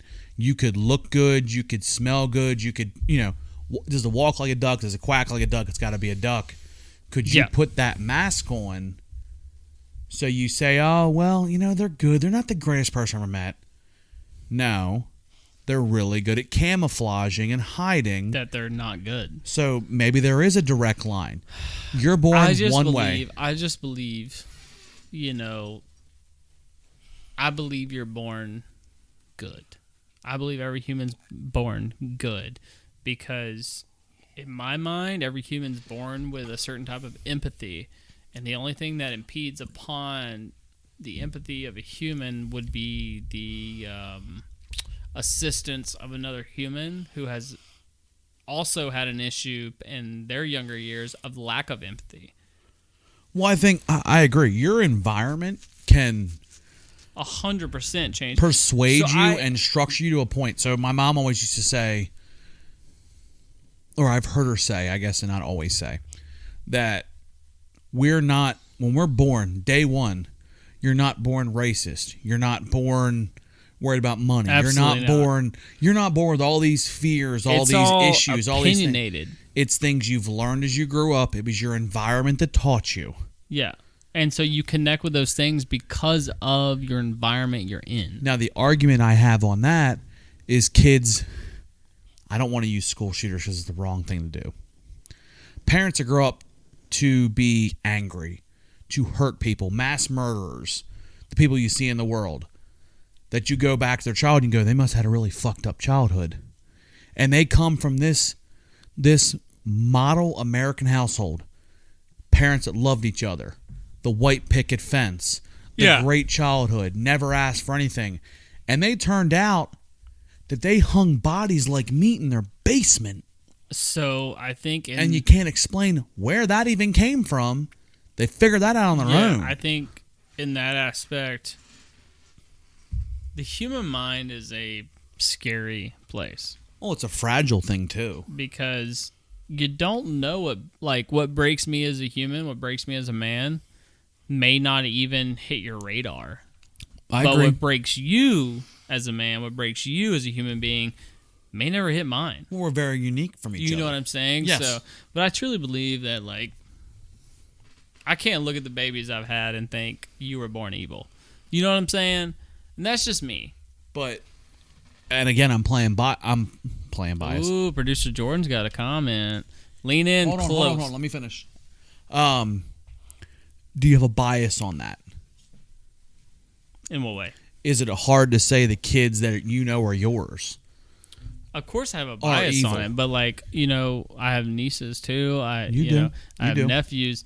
You know, I have a nephew, a wonderful, beautiful nephew that had a very, very, very terrible start to life and has every reason to not be the great kid that he is. Yeah. But he is, because I truly believe that you're not born evil. You're not. It's all based on what happens to you through your life, and you have to break and build your mind to show the good.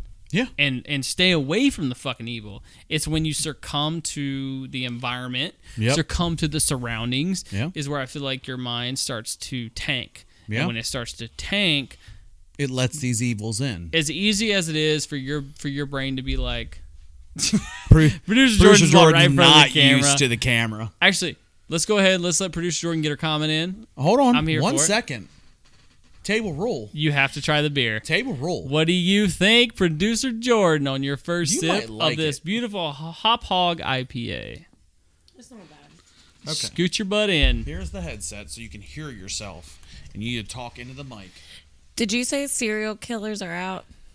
I didn't say they were out. Nobody's out. Because just everything y'all are saying reminds me of Ted Bundy, and then goes back to that. He's my favorite serial killer.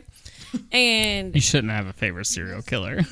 He's my most the one I like to learn about. Your most researched. Yes. Gotcha. And he will straight up tell anybody he is not a product of his environment, that he had a great childhood. He has no reason to want to kill people, but he likes to kill people. So I think for me, when it comes to Ted Bundy,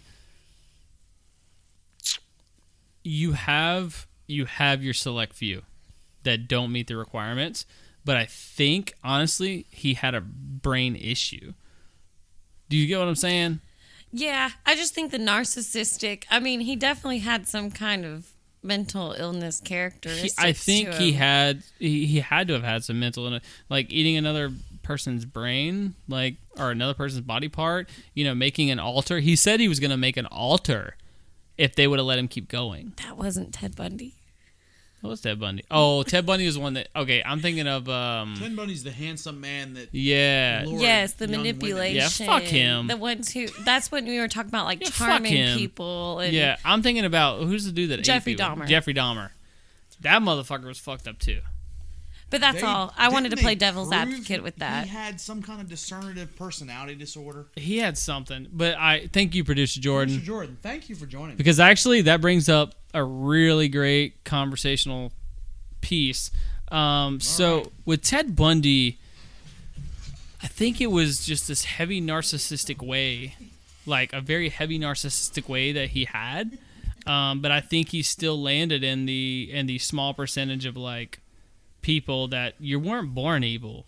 Your brain just wasn't wired right. Does Ted Bundy kind of fit? I don't want to say the mold. Ted Bundy's one of your outliers. He could turn on and turn off when he had to. And that's crazy. You got the ones that you look at them, and I hate to say you say they could do it. You look at them and you go, they're a serial killer. Yeah. You know, you pass them in a grocery store, they've got the face on, they're angry, it's not going to happen, the childhood lines up. Ted Bundy was kind of your outlier where he could go into a bar or go into a nightclub. I know I'm probably butchering exactly how he got his victims, but he could go in, put that smooth charm on, get a beautiful woman into his car, then he'd hack her to fucking pieces an hour later. Yeah. He was the weird one that could turn on and turn off when he had to. I mean, these other ones you're talking about. You're gonna have that though. You know, you're gonna have those things. Like right now. Like so, bears, right? Mm-hmm. What would happen to you if you met a bear in person? More than likely, the second they see you, they're ripping you to pieces. Yeah. But have you seen the videos of the domesticated bears or the bears that showed up? Or like we even had on our top 10. Yeah. Somebody, you know what I'm saying? So you have those animals who are they're animalistic because they're animals. But they understand a mask. Yeah, but they're different. Their brains work different. Yeah. And they inspire those wrong. around them, right? So I think you have that small percentage. But let's get back. Yeah. So as I was saying before, they had developed a genie team, which was basically researching her. This is a quote from David Rigler, who is a psychologist on the genie team. I think everybody who came in contact with her was attracted to her. She had a quality of somehow connecting with people, which developed more and more, but was present. But was present, really, from the start. She had a way of reaching out without saying anything, but just somehow by the kind of look in her eyes, and people wanted to do things for her. Her rehabilitation team also included graduate student Susan Curtis and psychologist James Kent. Upon her initial arrival at UCLA, Jeannie weighed just 59 pounds and moved with a strange bunny walk. That's quoted. Yeah. She often spat and was unable to straighten her arms and legs, silent and incontinent, and unable to chew. She initially seemed only able to recognize her own name and the word sorry. After assessing Jeannie's emotional and cognitive abilities, Kent described her as the most profoundly damaged child he'd ever seen. Jeannie's life is a wasteland. Her silence and inability to use language made it difficult to assess her mental abilities, but on tests, she scored at about the level of a 1-year-old. How old was she? I think she was like 14, I want to say. Okay, 13. She was 13 or 14. So she's got basic survival skills for a 1-year-old. Yeah. But nothing else. Exactly. She's got motor skills, basically. So, she soon began to make rapid progression in specific areas, quickly learning how to use the toilet and dress herself. Over the next few months, she began to experience more developmental progress, but remained poor in areas such as language. She enjoyed going out on day trips outside of the hospital and explored her new environment with an intensity that amazed her caregivers and strangers alike. Curtis suggested that Jeannie had a strong ability to communicate non-verbally, often receiving gifts from total strangers who seemed to understand the young girl's powerful need to explore the world around her. So, language acquisition. Part of the reason why Jeannie's case fascinated psychologists and linguists so deeply was that it presented a unique opportunity to study a hotly contested debate about language development. Essentially, it boils down to the age-old nature versus nurture debate. Mm-hmm. Does genetics or environment play a greater role in developing language? Nativists believe that the capacity for the language is innate, while empiricists suggest that it is environmental variables that play a key role. Nativist Noam Chomsky suggests that acquiring language could not be fully explained by learning alone. Instead, he proposed that children are born with a language acquisition device, or an LAD, an innate ability to understand the principles of language. Once exposed to language, the LED allows children to learn the language at a remarkable pace. Linguist Eric Lindenberg suggests that like many other human behaviors, the ability to acquire language is subject to critical periods. A critical period is a limited span of time during which an organism is sensitive to an external stimuli and capable of acquiring certain skills. According to Lindenberg, the critical period for language acquisition lasts until around the age of 12. After the onset of puberty, he argued the organization of the brain becomes set and no longer able to learn and utilize language in a fully functional manner. Jeannie's case presented researchers with a unique opportunity. If given an enriched learning environment, could she overcome her deprived childhood and learn language even though she had missed a critical period? If she could, it would suggest that the critical period hypothesis of language development was wrong. If she could not, it would indicate that Lindenberg's theory was correct. So I don't agree, because like right now, you and I could go and take like another language class, and it would be all about our brains and our time taking to learn the language. You could become fluent. Yeah, but I disagree on that. I don't think it's about the fact that you're looking at it like a beer glass. Her brain isn't full. She can learn another language. Yeah. It's the fact that it's the picking it up. You know, you hear the term kids are like sponges, especially when you talk to new parents. They are. When you go from that single lifestyle to having kids, you can't curse, you can't say certain things in front of a 2-year-old. Because you say shit or you say another curse word. Asen picks up everything. Give it time, it's going to come out of his mouth. Absolutely. His or her mouth. I think that's worded funky. I think what it is they're not going to pick it up without making the cognitive effort to learn it. So yes, you can learn plenty of new things after 14 or after onset of puberty. What they're saying is the learning, as quick as it the opposite of incognitively, unconsciously, that period's done. I get you. I get what you're saying. You have to force yourself to learn it. Instead of, okay, I'm with you. I think that's what that's getting at. Yeah. Which makes, honestly, a lot of sense, because that's where you get to an age, even in school. You know, kindergarten, we're learning colors, we're learning sounds, we're learning songs, we're learning shapes. You're learning the very basic things. By the time you hit 14, you're learning to study. You're learning to go into, say, U.S. history. Agreed. You need to pass this test. Pre that, you're not studying. Gotcha. It's about being in class, about the fun, about the forcing the information in. Yeah. Because the kids learn by accident almost. Gotcha. I mean, do your kids actually study for a test yet? They probably won't hit that period till they get to 14, 15, 16. When you're in high school taking stat. No, you're right. You're taking these math courses where you're forcing your brain to learn this. Absolutely. I think that's the way that thought process sounds. So that makes a lot of sense.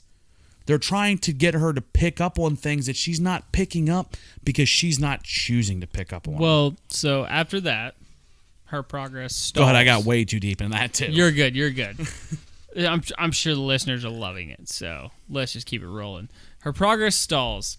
Despite scoring at the level of a 1-year-old, upon her initial assessment, Jeannie quickly began adding new words to her vocabulary. She started by learning single words and eventually began putting 2 words together, much the way young children do. Curtis began to feel that Jeannie would be fully capable of acquiring the language. After a year of treatment, she even started putting 3 words together occasionally. In children going through normal language development, the stage is followed by what is known as a language explosion. Children rapidly acquire new words and begin putting them together in novel ways. Obviously, like you were talking about.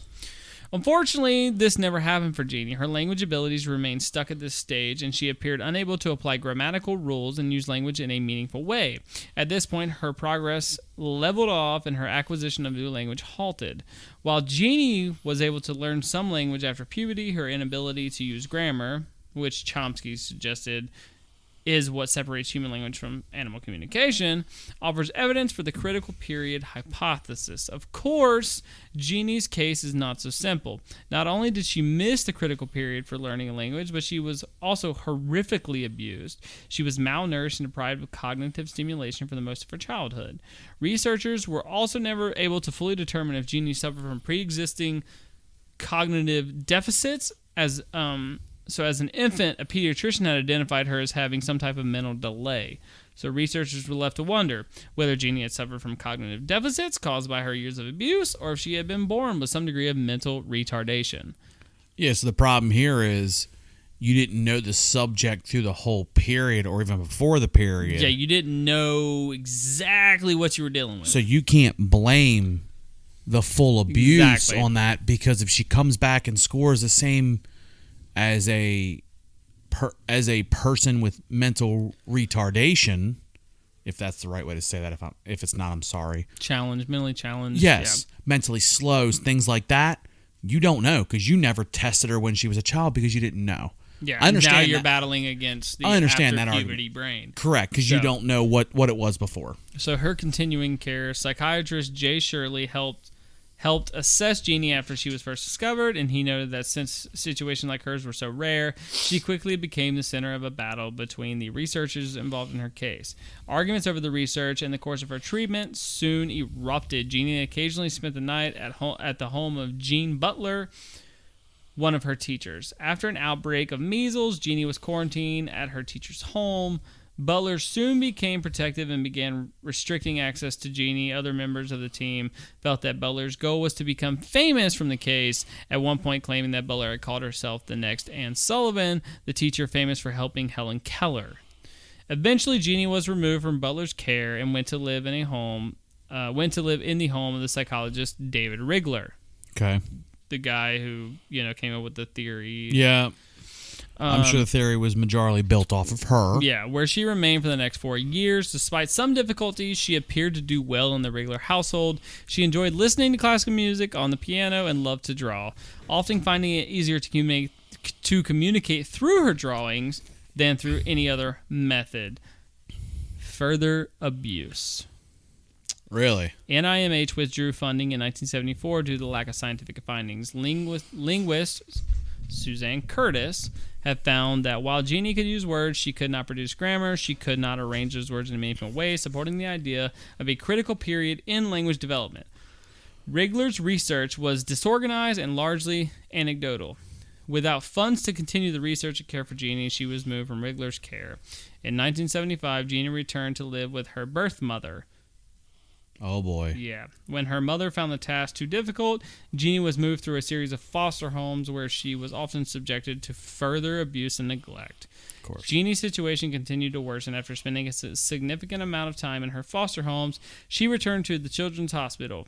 Unfortunately, the progress that had occurred during her first stay had been severely compromised by the subsequent treatment she received in her foster care. Jeannie was afraid to open her mouth and had regressed back into silence, so she stopped talking. You completely threw everything you got in the first treatment down the sewer as soon as she went back to the rest of them. Yeah. So Jeannie's birth mother then sued the Children's Hospital of Los Angeles and the research team, charging them with excessive testing. While the lawsuit was eventually settled, it raised important questions about the treatment and care of Jeannie. Did the research interfere with the girl's therapeutic treatment? Settled. The word settled in there is what hits me. Yeah. You know what settled means? Somebody wrote a check to mom. That's all that means. So mom abused her not once, but for 10 years. 13 years. You cut her back loose to mom, who did it again. Then said, I can't handle her. And made her stop talking. You took all the progress you made back because the child is terrified. You basically told that child, you took her out of that, told her it's okay. Trust me, it's okay. Exactly. Let the words out. You cut her back loose to her. Yeah. And then you're surprised, and then mom comes and picks up a fucking check from the county saying, hey, sorry, we fucked this up. You sound very upset right now. You guys are retarded. You sound way very to upset. go. You sound very upset about that this. Sounds like California for you. So You can sue for anything. Jeannie today, and this was the most up-to-date information I could find.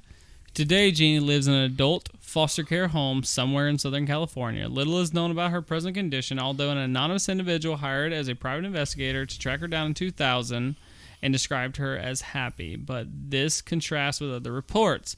Psychiatrist Jay Shirley visited her on her 27th and 29th birthdays and characterized her as largely silent, depressed, and chronically institutionalized.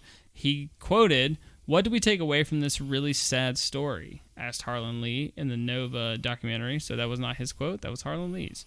This is a quote too. "Look, there's an ethical dilemma in this kind of research. If you want to do rigorous science, then Jeannie's interests are going to come second some of the time. If you only care about helping Jeannie, then you wouldn't do a lot of scientific research. So, what are you going to do?"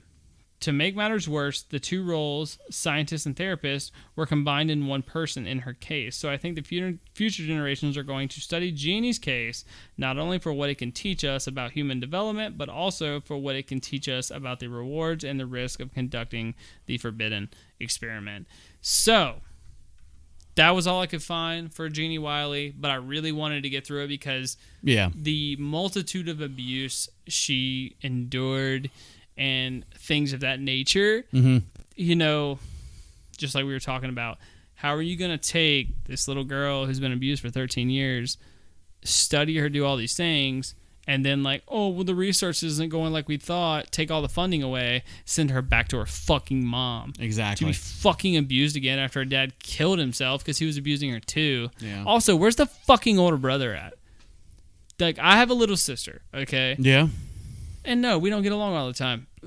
But I will fuck this world up for my little sister. Oh, I can imagine. He's gone one of two ways. He's either batshit crazy like they are, or he is so far from them, you'll never see him again. He changed his name. Well, like you literally won't track him. in all the articles I read. Not a like, shot. You got that he was an older brother at the end. He probably has a beautiful family in another country, hiding. So, what is your final thoughts on Jeannie Wiley and the feral children? First of all, Jeannie Wiley, I feel terrible for her. The state, whoever had their hand in this, you fucked this up to no end. First of all, let's start parents' abuse, okay? You can't control what happens behind closed doors. I'm not arguing that. They obviously had a very good plan of how to keep it quiet. There's no way for almost 14 years for the fact that the state wouldn't know that she was born and she never got put into school. Yeah. If you never put her on tax documents, they got no way to know she even exists.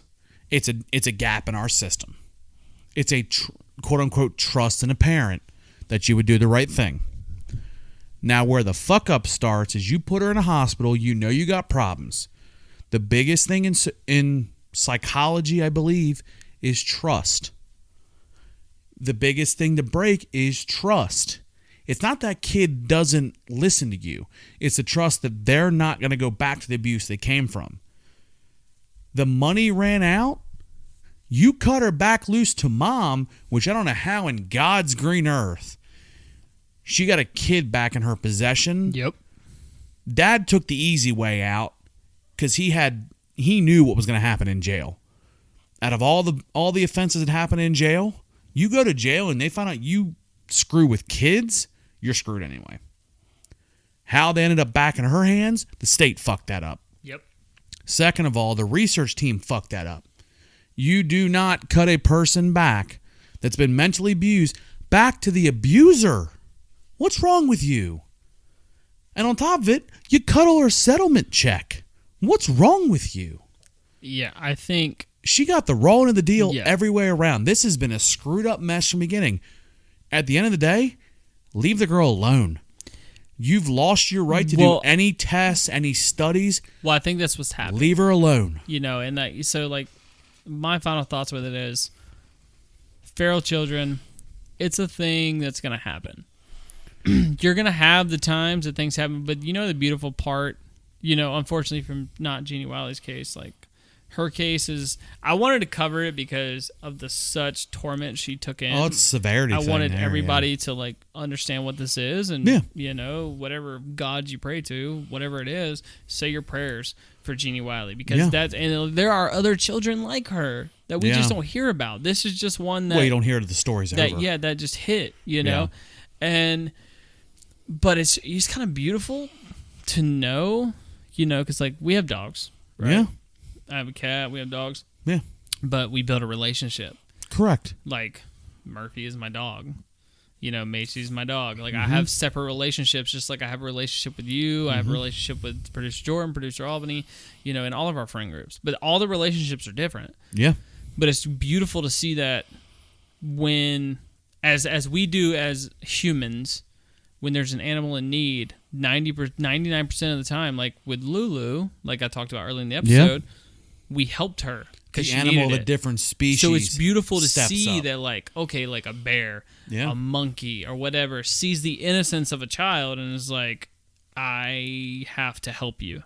Well, I think that comes back to a thing. How often do you see pictures or videos on social media of a baby in a rocker or something? And we all see the cute video that this bully breed pit bull won't let anybody near him, or the dog sat for hours. The dog you can't trust for 2 hours in the house by himself sat next to this baby in a rocker for 6 hours and didn't move because they sense what that child is. So Macy, my older lab, who is currently, you can't see her on camera, but she's laying next to me. So one of the biggest ways that we know a kid is sick, you know, we have 3 beautiful children. Yeah. And one of the ways we know our children is sick is like Macy will not leave their side. And like Macy is very loving. Macy is very nice. You just don't fuck with her because so if Macy's laying on the couch and you kind of lean on her, she's going to jump up really fast, which she did earlier, which is why the camera shook. Yep. You like lean on her, she's going to jump up really fast. Like I love you, but like I don't want to be touched. Yeah. That's her. Leave her alone. So Becca got sick a few months ago, and he was like laying on the couch. He had a fever, like he wasn't feeling well. Albany sends me a picture. That fucking dog is laying, literally touching him, and she will not. Like if he gets up and goes to his room, she goes with him. Yeah. She lays in the bed with him, and so it's that beautiful moment of like watching nature also nurture. You know what I mean? Like they go like, oh, nature and nurture. No, this is a beautiful part where you get to see nature actually nurture. Correct. And like take in this child and like be like, all right, you're not okay. Your species isn't doing you right. We're here for you. So my final thoughts being, I'm very, very sad for Jeannie Wiley, but at the same time, I'm very, very happy to see that like the circle goes all the way around. Well, it's I think it's interesting to see that because so often the human race is put above everybody else on the food chain. Yeah. That we are top dog. There are situations where we fall in just like everybody else does. Yeah.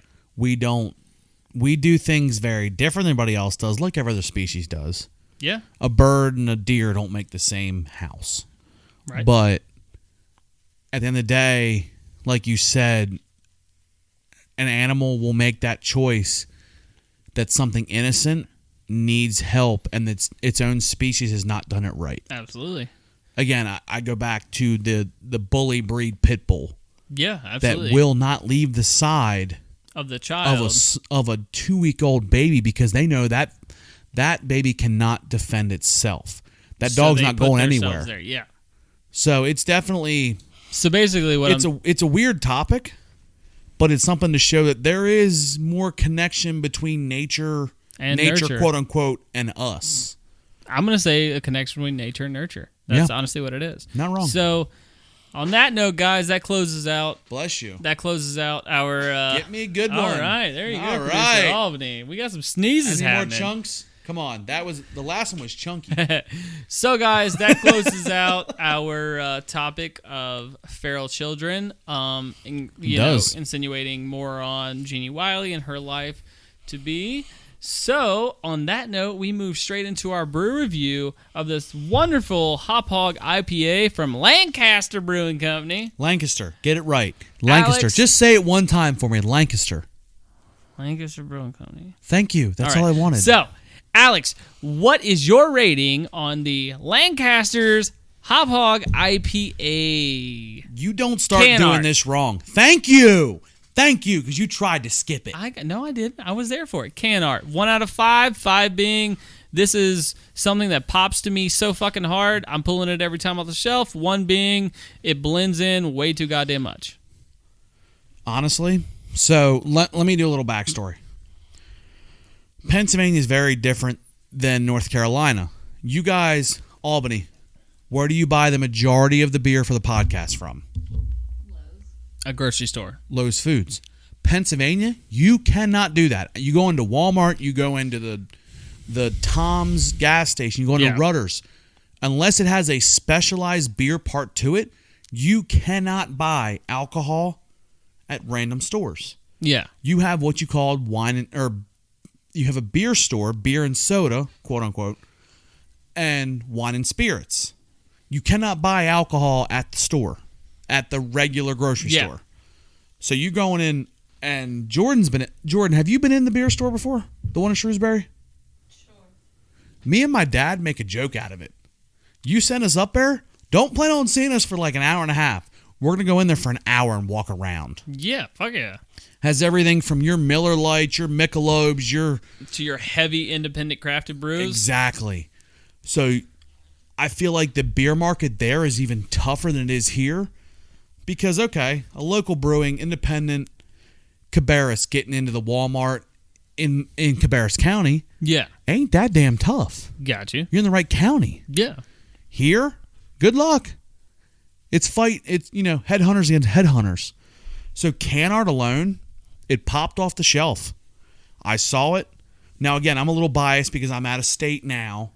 I'm going, oh, shit, Lancaster. I should buy that. Oh, IPA. I should buy that because we drank IPAs. That's hometown for me. It's going to be cool. It's going to land right. Now, it pulled me because of the boar, the big bold lettering. I think you put the offset between the yellow of the boar and the green of the can, right? Yeah, it had some kick to it. Yeah. I'm going to give it a 4.5. On can art. On can art, because again, it pulled me in a store that's loaded with beer cans. So we got a 4.5 on the can art. So now the big question is taste. 4.8. 4.8, not a 5.0. I'd buy it. Honestly, look what's keeping it from a 5?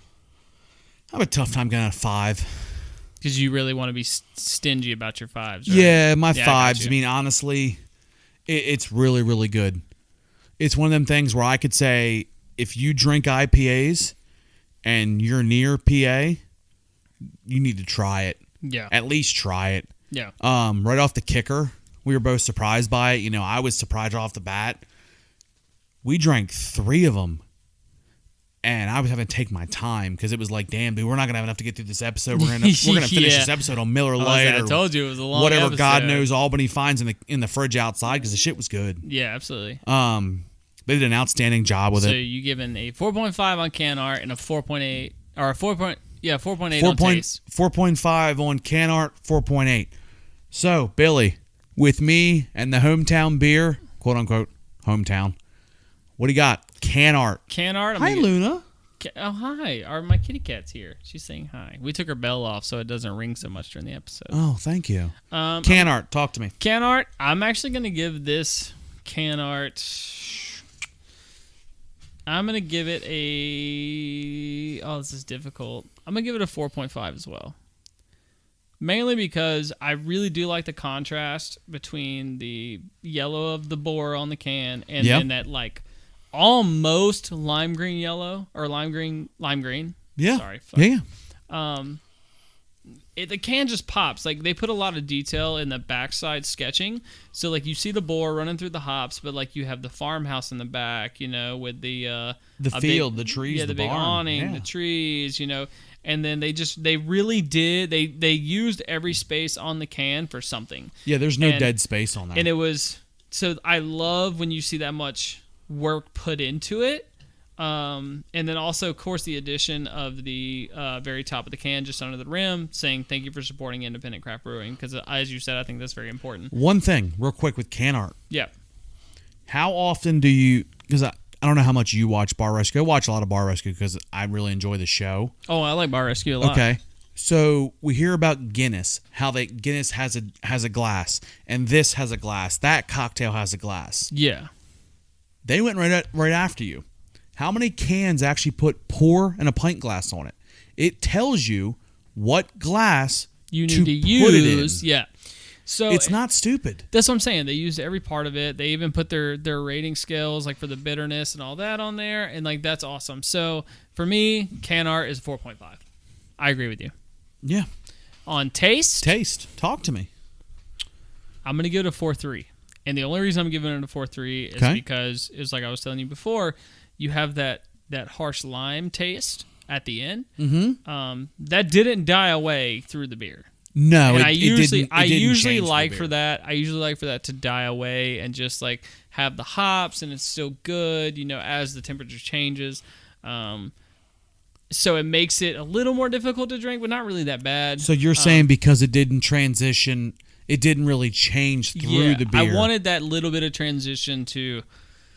All right off the top, cold. You have that hard, fucking nice hop taste. It's got that nice bitter lime coming in at the very end. I got and then as it kind of warms up, you still have your hops, but that hard, bitter lime kind of starts to die away. Develops a different taste. Exactly. And so the taste changes. It gets smoother. I got you. And that didn't happen. It kept with the harsh taste the whole way through, which if you're into that, that's super, super dope. I just love the change. I love to watch the hops change and the taste change as I go through it. Yeah. So a 4.5 for me on can art and a 4.3 for me on taste. I would definitely recommend this beer. Make sure you check it out. It's Hop Hog IPA from Lancaster Brewing Company. Lancaster, Pennsylvania, guys. Yeah, Pennsylvania, so you can South definitely Carolina. check it out. Like I said, we will have a picture up, so those are our ratings on this very good beer. It kicked ass. Which is going to hit pull it us on the head tonight. Which is going to pull us into our brewski, honorable brewski of the week. So, Billy, let me explain before you get into, because the brewski's for you this week. What we developed at this point was a brewski of the week. Basically, we do this entire episode. We're not making money doing this. We're enjoying doing this. We do this out of our own time. There's a lot of long hours that we all work because we all work full-time jobs. Yeah, Alex puts in a shitload of time, you guys. Because like when I brought him on, from our past hosts and everything, when I brought him on, I told him, I was like, look, if you take this on, and you can announce this. Yeah. Like I said, I'm not a tech guy. Like I don't do good with tech. I was like, but I'm very good at entertaining. I'm very good at talking, and I'm very good at research. Like I can do all those things. I was like, when it comes to the fucking technology side, I'm kind of dumb. I'm kind of So I told you that in the beginning. Yeah. And Alex said, yo, he already works in this somewhat kind of business. Somewhat. And he was like, I'm going to fucking take this on, and I'm going to knock it out of the park. And I was like, I had fun with it. And I was like, I believe you. Like, I fully believe you. And guys, if you listen to all our other episodes, you will see that Alex has killed it. He takes so much time out of his life to edit, get these episodes uploaded, get them submitted to you guys. So big shout out to you, Alex. Thank you. We have a good time. So, I think Billy knows. He's gotten emails of episodes that are kind of proofed and ready to go at 10, 11 o'clock at night. Because I'm awake. I'm working on it. I've got them like 2 a.m. So the brewski of the week we kind of adapted as a way to show, give thanks to somebody that earned it. Yeah. We work on episodes. We do episodes. So somebody deserves credit for something they've done. And I think we have a very wide span. I agree. So, Billy, this week, who's your brewski of the week this week? My brewski of the week this week actually is going to go out to our buddy Matt Kreider, because I have this. Oh, the ale horn. I have this beautiful ale horn, if you're not watching on YouTube, that he actually sent to me. I talked about him in the last episode, or no, 2 episodes ago. 2 episodes ago. During the Kentucky, or Blue People of Kentucky. Correct. But I have my replacement ale horn because the one I got was busted. I had to warranty it. Well, I got it in the mail, and I'm going to tell you guys right now, this means a lot to me because this is a thoughtful fucking gift. It is. He texted producer Albany because a long time ago I talked about how bad I wanted a nail horn. I was going to get one. Yeah. We had some things come up. I wasn't able to order one. Matt heard the episode, immediately went and ordered me one. Yeah. And obviously it broke. I warrantied it.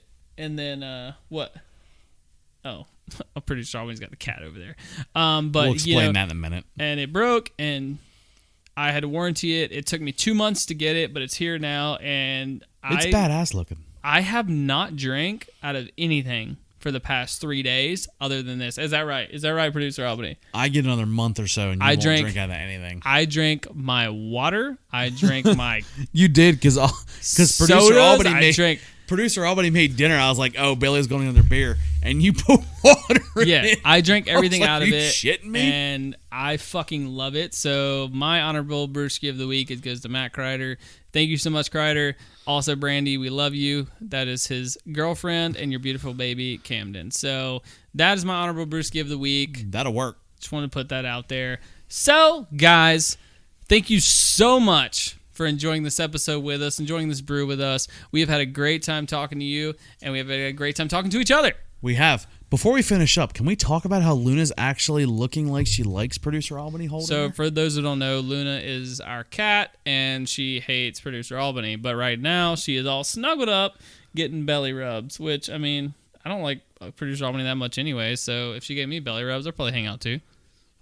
Right? Belly button or just belly itself? Outer belly or inner belly? Penis.